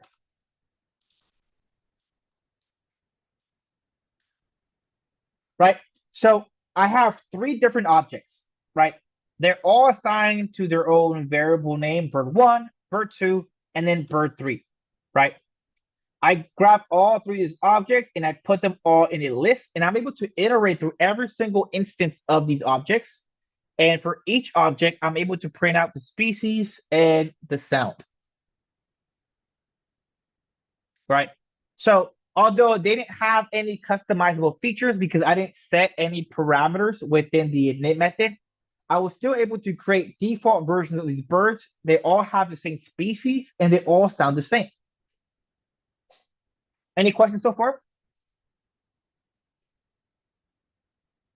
I know these are very simple syntaxes, but if you're new to class and objects, I still encourage you guys to make sure you guys code along. Just get that muscle memory. It's gonna be simple examples like this for now, so I don't lose y'all. But all right, let's go ahead and continue. Instantiating a class. So I kind of already showed you guys. I got a little bit ahead of ourselves.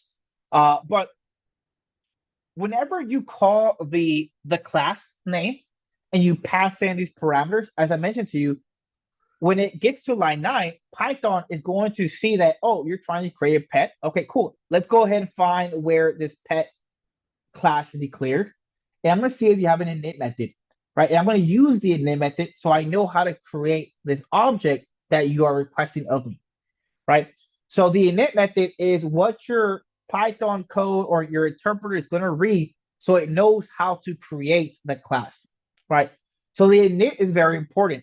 It's pretty much the instructions that your computer is reading so it knows how to create the object, right? Without the init method, it won't know how to do it. So the init method it's called specifically the init method, the initialize method, because that's what your Python interpreter is going to use to be able to create this instance of an object, right? So whenever you put the init in the init method, that's what your Python interpreter is going to use.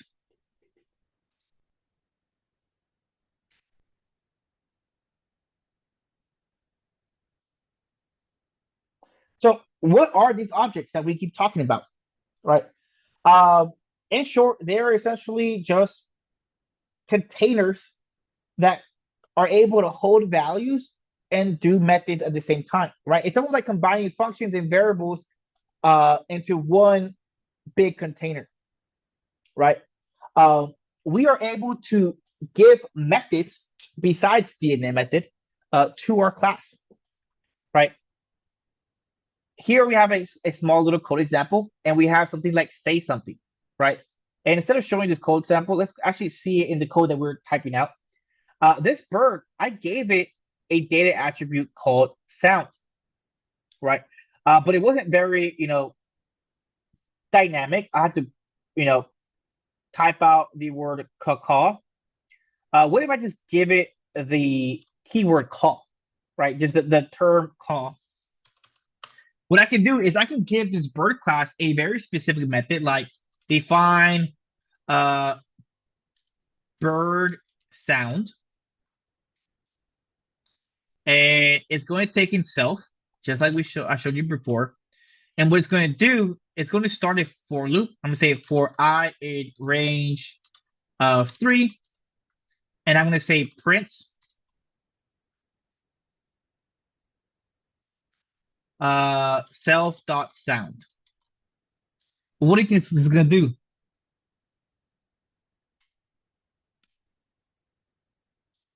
Any guesses? It's gonna print it once you call that method. Yeah. I'm going to be able to use this function here or method. It's going to start the for loop. It's going to take the value that's saved into self.sound and it's going to print it out, right? Let's go ahead and comment these out. Here's my bird1. I'm able to do bird1 dot bird sound, or let's rename it. Let's not instead of bird sound, let's just say speak. Bird dot speak. And because it is a method, right, which is another fancy word for a function, I'm going to require the parentheses. Even though I did not establish any arguments or parameters inside the method, it's still a method, right? It's a version of a function. It's called a method because it lives inside of a class. But essentially, at its core, it's still a function. So I'm able to call the object bird1, and I can make it speak by using this function. And as I see here, I see call, right? I know that sounds funny, but it almost looks like my bird is calling, right? So I'm able to create objects that can do things, right? Very simple, simple stuff. And then notice that these methods are able to access its own attributes that we establish within the init method, right? Just make sure you use the self keyword, right? So it knows that it's talking about itself. But this is essentially an object that has this ability to use this method called speak, and it's able to display to me the sound that it makes.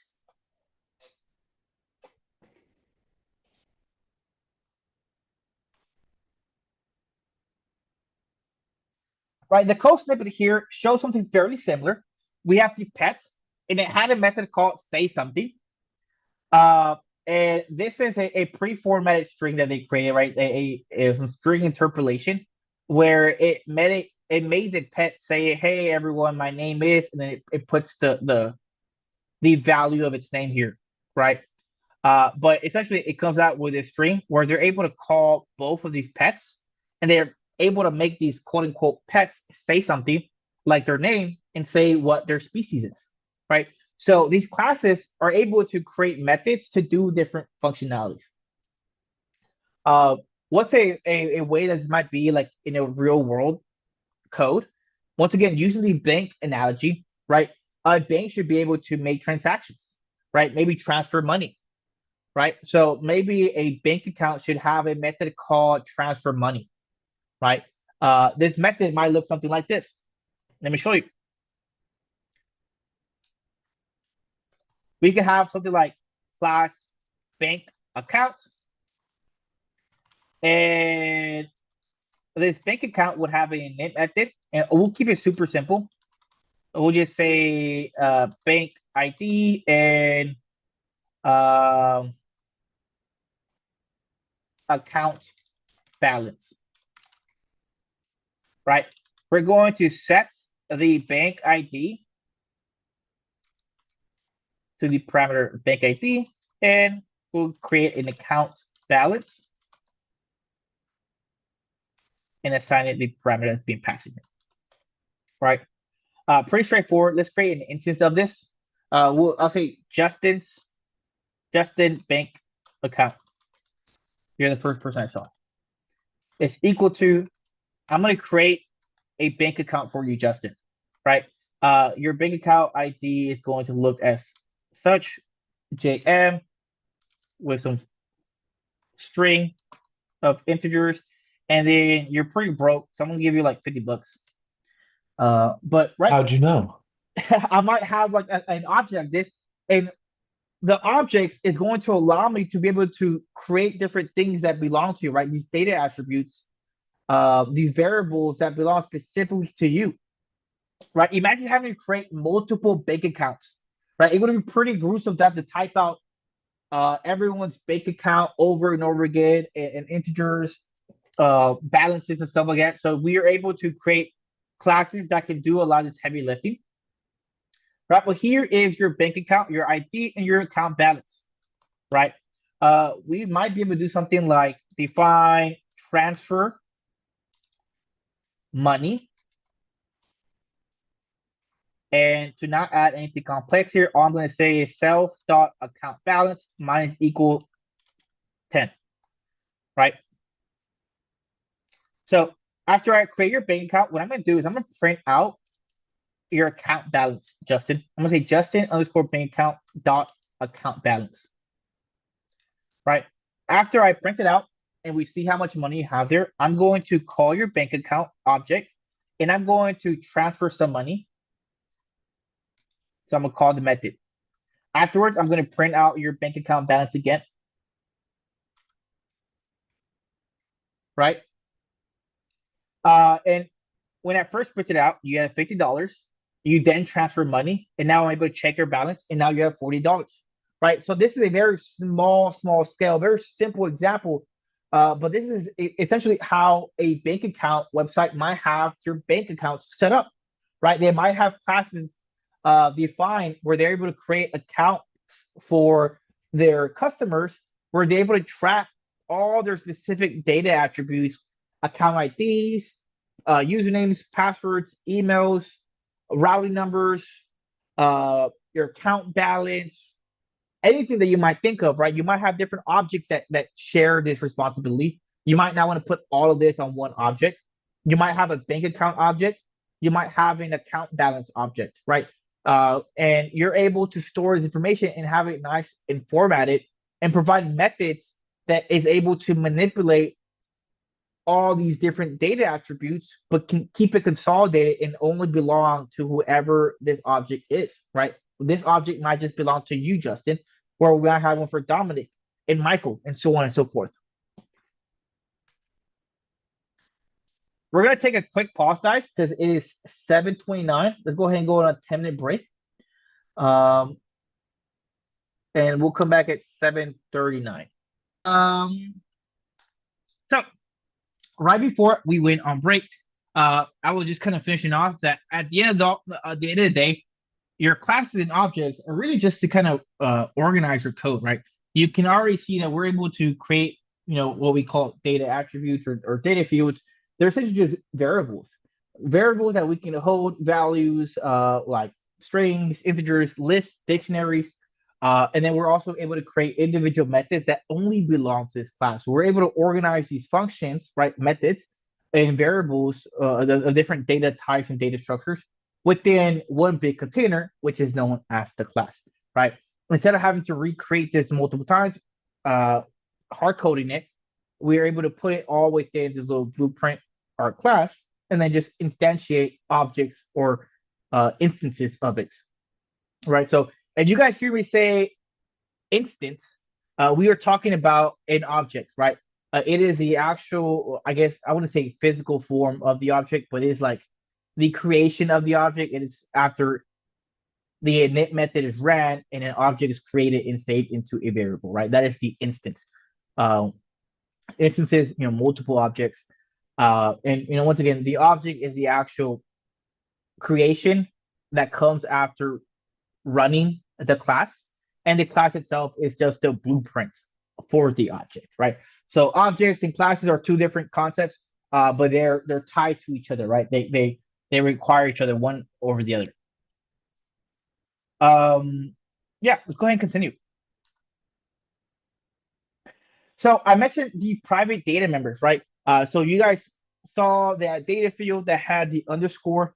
If you are, as I mentioned, if you have ever used JavaScript, not JavaScript, Java or C#, you might have seen something like this, where let's say, I'm going to recreate this pet class, but as if I was using Java or C#, it would look something like public class bird, and then you would have something like,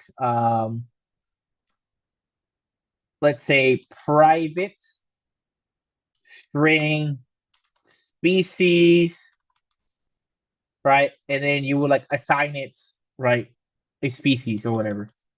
But notice that there is this private keyword, right? You're able to give these keywords to these fields, and essentially it locks it, right? It makes this data field inaccessible to other people, right? And what I mean by inaccessible, notice that when we created the birds, what did I do, right? Or when I created dog Rufus, I grabbed the attribute directly, right? I called the object Rufus, and I used dot species, and that directly grabbed what was assigned to that species attribute, right? To prevent somebody from doing that, we use the underscores, right? The underscores makes it not work. And let me kind of show you what I mean. Um, let's go back to the pets. It's simple. Here's Rufus, right? I'm able to print out Rufus' species and name. Now, if I come in here, and I believe it's not a one underscore, you're gonna require two. Yeah, I'm pretty sure it's two. This slide's outdated. But notice that I put the species and the name with the underscore prior to it. And if I run it, there we go. We get an issue. Pet object has no attribute species. Did you mean underscore species? I think it's gonna work even if I put the underscore.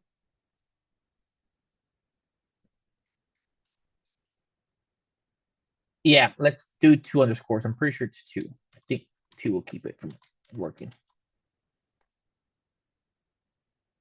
There we go. Right, it's oh, I'm done. There we go. See, notice how I'm not actually really getting it, but point is it's not going to be actually private, right? It actually won't privatize the data attribute, but it's a form of adding that extra layer of protection in the event you had something that you didn't want someone to just access very directly, like we did earlier, where all I did was just type in the attribute name. Um, Python does not actually have the ability to privatize something. So the community kind of is like an unspoken rule, kind of where you just put the underscore before then to make it private. Because normally when someone tries to access a data attribute, they would do it as such. They would say Rufus.species, Rufus.name. So by adding that underscore, you add a small, and I emphasize on the small, a small layer of protection, right? It doesn't actually privatize it, but it's just kind of like a naming convention. Does that make sense?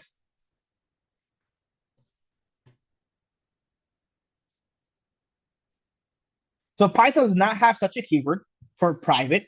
So the convention is to start the data member of a method with an underscore. All right, and I just talked about that. Accessing private data members. So you're thinking to yourself, all right, Roger, so we have data members that were private. What if I don't want them to access directly so they don't change them? But what if I want them to be able to view the data attribute? Well, that's when we get something called getters and setters, right? So think of your bank account scenario, right? You should be able to access what your account balance is, but you shouldn't be able to change it, right? You shouldn't be able to go in there and manipulate the data attribute, but you still should be able to view it if you wanted to, right? So that's one of the kind of attributes that you might want to have what we call a getter method, right? And notice here's my bank account. We have the account ID and the balance, right? They're essentially quote unquote private data members, right? We have the underscore. Now, we do this so we don't let them manipulate the balance directly, but you provide the user, whoever is going to be using these classes or objects, a way to still view the data attribute without actually manipulating it, right? And that's called a getter method, right? They typically are prefixed with the keyword get. And we see here the first method is get account ID. And all it does is return self dot underscore account ID. So you do not give them the ability to access data attribute directly. Instead, you make them use a getter method. So you can just show them what it looks like, but they don't manipulate it, right? Now, what if you actually have something that you want to be able to manipulate? Um, it's common practice to want to privatize your data members, but still give them the event that you want to manipulate it. They should do it the right way. So that's what we call a setter method, right? So the same way that we have a getter method to get something, we can create a setter method that's going to set a new value, right? And that's what you see here on the second method. We have set account ID. Notice that this takes one argument, which is the new ID that you want to set for your account ID data attribute. And then in the actual method itself, this is where you set that account ID. All right, so we have two different methods. We have a getter and a setter, and this is pretty common practice for any object-oriented programming language. Do I have any questions?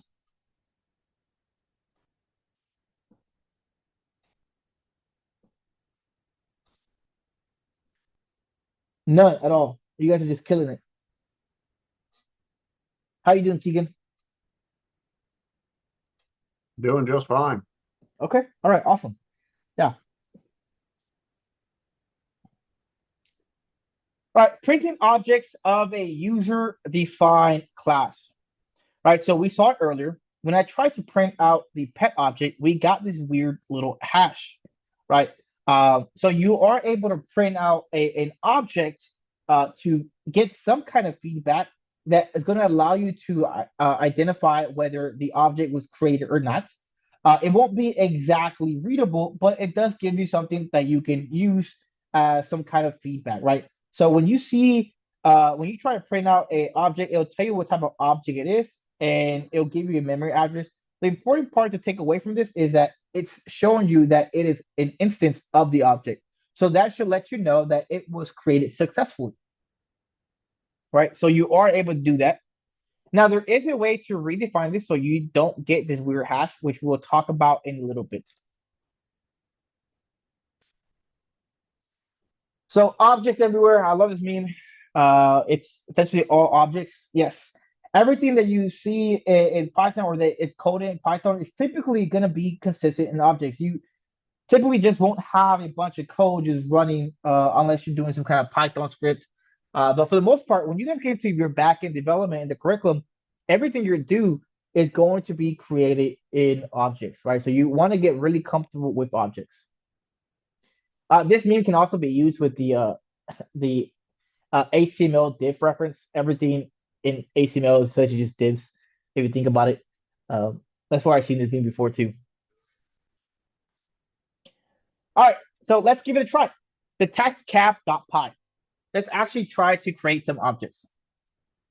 So we did a couple some of them, just kind of trying to get our feet wet. But we do have assignments for this. When you go into lesson 8, we have a couple.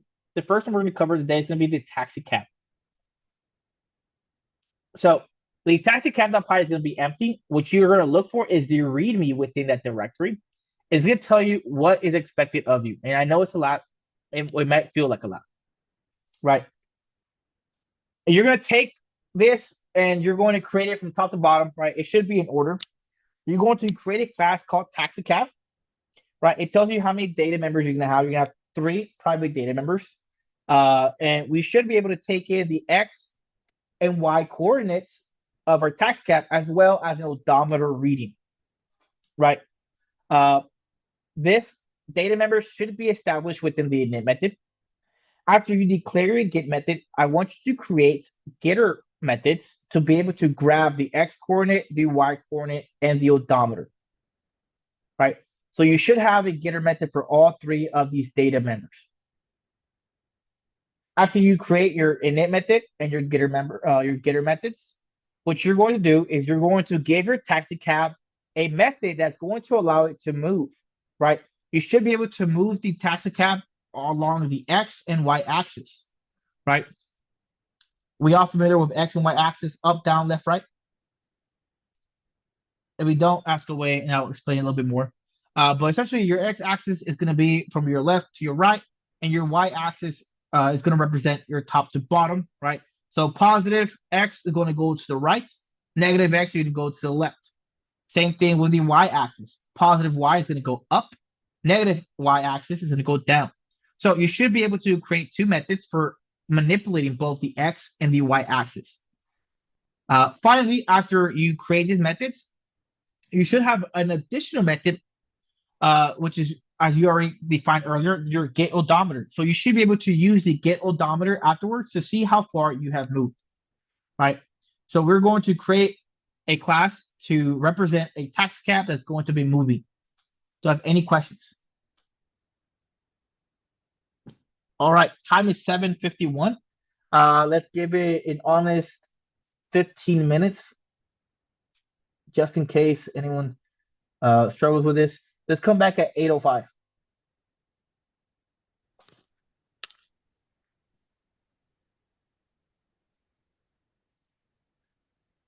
Alrighty. Just running a couple test cases so we can see it work. So we got the cab class right here. We got our getter methods right here. This is just a separate function other than the requirements. It just combines both of them in case you want to move two directions at the same time. But basically, you're going to add on whatever your argument is to your x coordinate, but you need to make sure that you use your absolute value when you're adding it to your odometer. And then the rest of this is rather self-explanatory. So the cab moved right 3 spaces, moved up 3 spaces. The odometer is 6. The coordinates are 3 and 3. And if I wanted to copy this and run it again, I'll just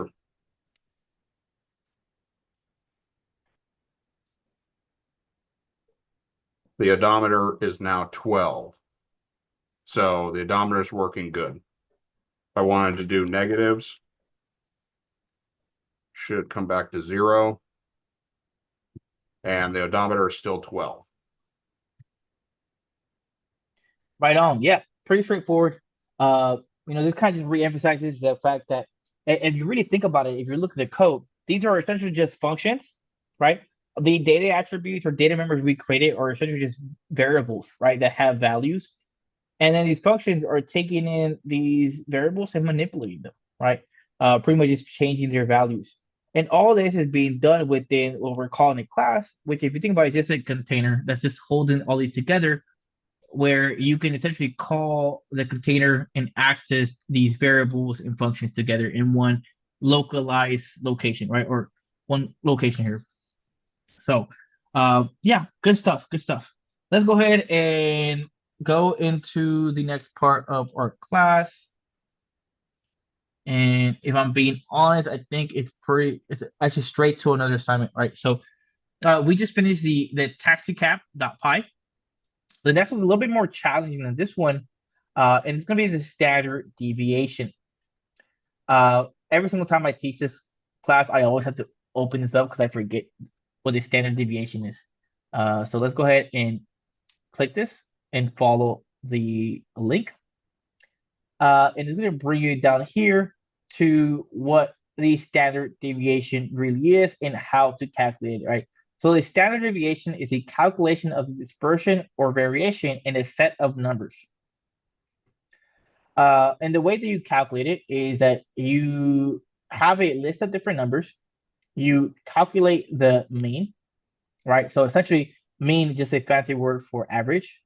After you get an average of this list of numbers, you're going to go through every individual number and you're going to subtract that average from it, right? So if you have 2, 4, 6, and 8, you grab the average from all of those, and then you go back through 2, 4, 6, and 8 and subtract the average. Whatever you get back for each one of those, you're going to square the result. Afterwards, you're going to calculate the mean of those squared differences, right? That's going to be your variance. And then finally, take the square root of that to obtain the population standard deviation. If you want to read more about how to what the standard deviation is, I encourage you. I hate math, so I'm not going to worry too much about it. All you need to know for this example is that you're going to have a class that's going to have 2 data members, right?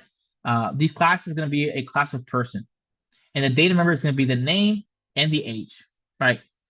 This is going to be established with your init method, and then you're going to create a getter method for the get age, right? So we can access the age. We're essentially trying to calculate the standard deviation between the ages of all the people that we have created, right? So after you create your class, you're going to write a separate function. Keyword here is that it's not going to be a part of the person class, right? So you should have your person class, and then you're going to have a separate function outside of the scope of your class. And this function, you're going to call it stddef, right? Standard deviation. And what this function is going to do is going to take as a parameter a list of person objects, right? It's going to take all the objects that you create, you're going to put them in a list, you're going to pass it in to this method called standard deviation, right? This method, I'm sorry, not this method, this function should do the math for your standard deviation, right? So all the math, this formula here for the standard deviation should be within your standard dev function, right? The only thing we're using the objects for is to be able to create objects for people with ages, and then we're essentially using this so we can see how we can create objects, put them in other data structures, how we're able to do for loops through these data structures and access each object. And as we iterate through this list of objects, we're able to invoke their individual methods, right? So person objects with name and age, a getter method for their age, and a separate function that's going to take this list of objects and then return to you the standard deviation of their ages, right? So you can either use the formula that's there. Uh, Actually, yeah, you have to use the formula that's there. You have to calculate the square root. So if you want to know how to calculate the square root, you can take the exponent method of 0.5, right? So if you whatever value you're trying to square root, for example, 9, to square root it, you would do to the power of 0.5, and it'll return to you the square root of that value. All right, so that's how you do square root in Python. It does have a square root function, but we're not going to use that. Just multiply it by 0.5. All right, and then in that function, calculate the rest of the standard deviation. Do you have any questions?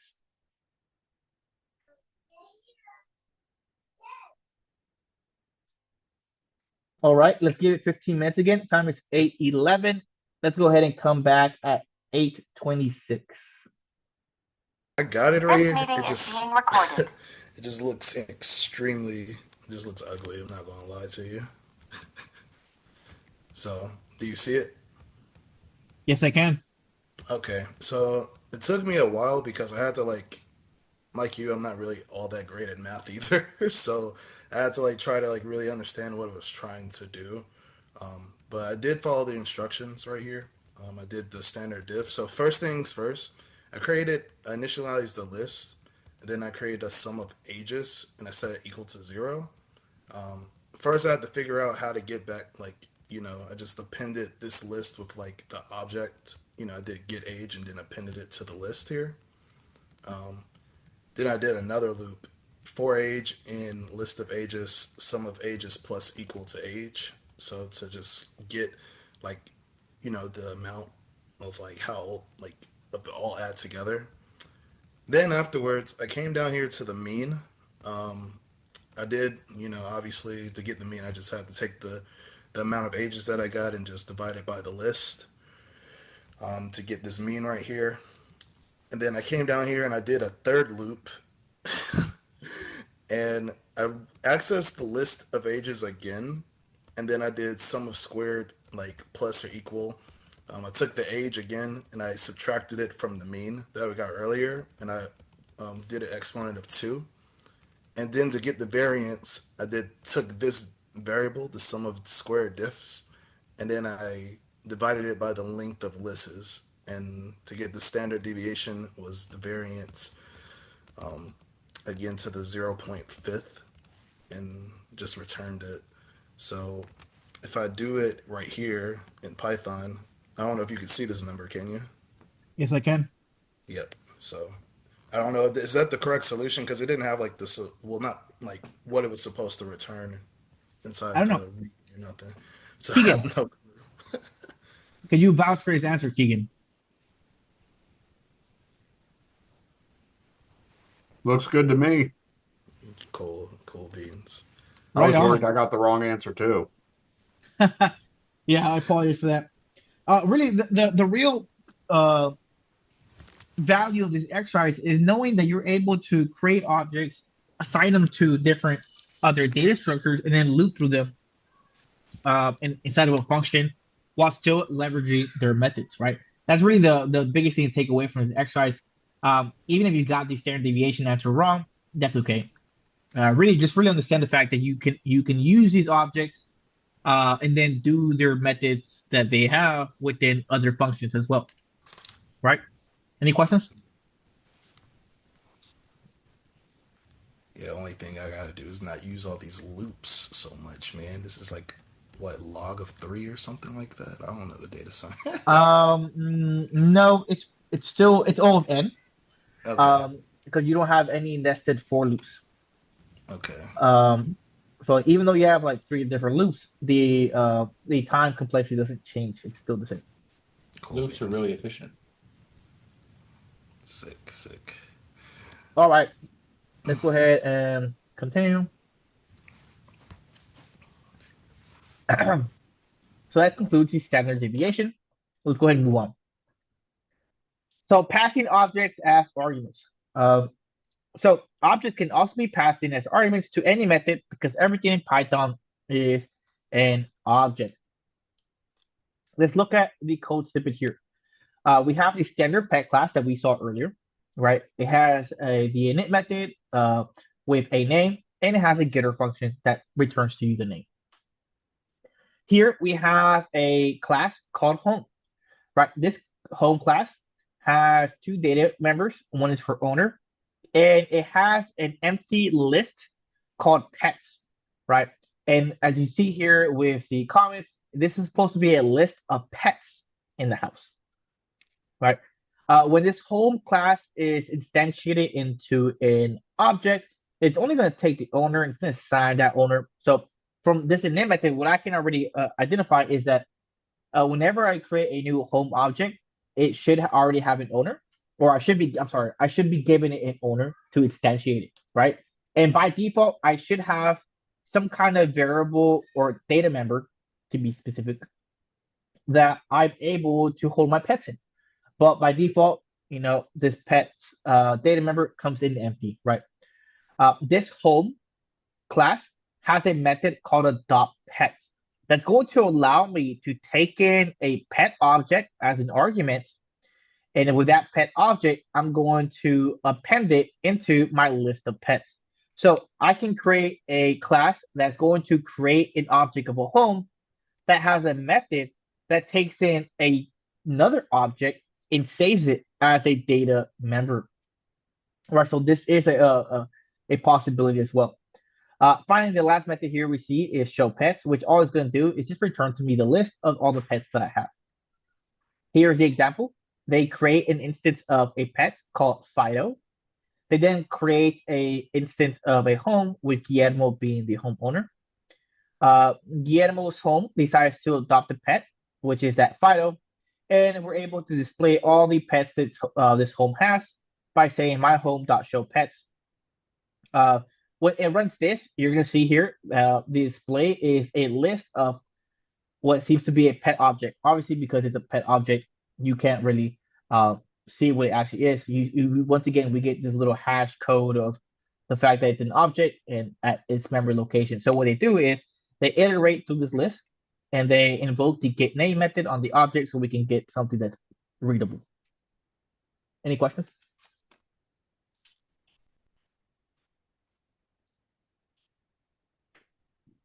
All right. So the same way that we're able to take in an object as an argument, what we can also do is make other objects create another object, right? Um, the code snippet here is the club, right? We have a class here called club, and this club has an init method that's going to take in a title and assign the data member of title, right? We have a getter method that's going to return the title to us whenever we try to access a club, right? Our next class is a club association. By default, this init method takes nothing. So I should just be able to create a club association. It doesn't have any name or anything like that. The only data member we have is a list of recognized clubs, right? And here the comment says list of all club objects in the club association. So when the club association first starts off, there shouldn't be any clubs registered with us because we're brand new. But in the event, as we start kicking off and people start making clubs, we want to be able to create a new club and add them to our club association. All right, so we have a method here within the club association that's going to take the title of whatever club we're trying to create. And with that argument, we're going to call the club class within here, right? The club was declared out here, and we're leveraging it within this class. to create an instance of a club using that title. And then we're going to append it to our recognized club's data member. Finally, we have a form of a get method, right, to display all our recognized clubs. Right, so here we create the club association. We create 3 new clubs.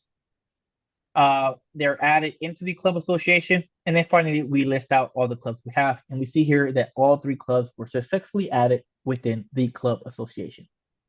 Right, so not only can we take objects as arguments, but we can also even create objects inside of other objects.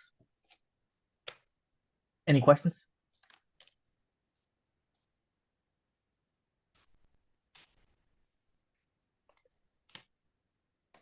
You can also use objects inside of another class. Right? Once a class object has been created, you can access its methods. So this club association, they just added an additional method called check title. Right? Check title, as you see here, is going to iterate through our data member of recognized clubs. Right? Which, as we already know, is supposed to be a list of club objects. So when we iterate through this data member, what we should be getting back is a bunch of club objects, right? So because they're objects, we can also use their methods. So as we iterate through this list of objects, we're invoking the get title method that the club object has. And we're checking if any of the clubs is called the Baker Street Irregulars. And if it is, we're going to print, yes, that is a recognized club.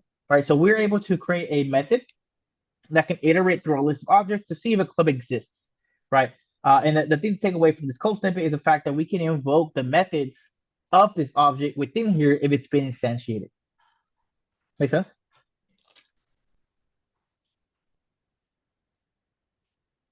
All right.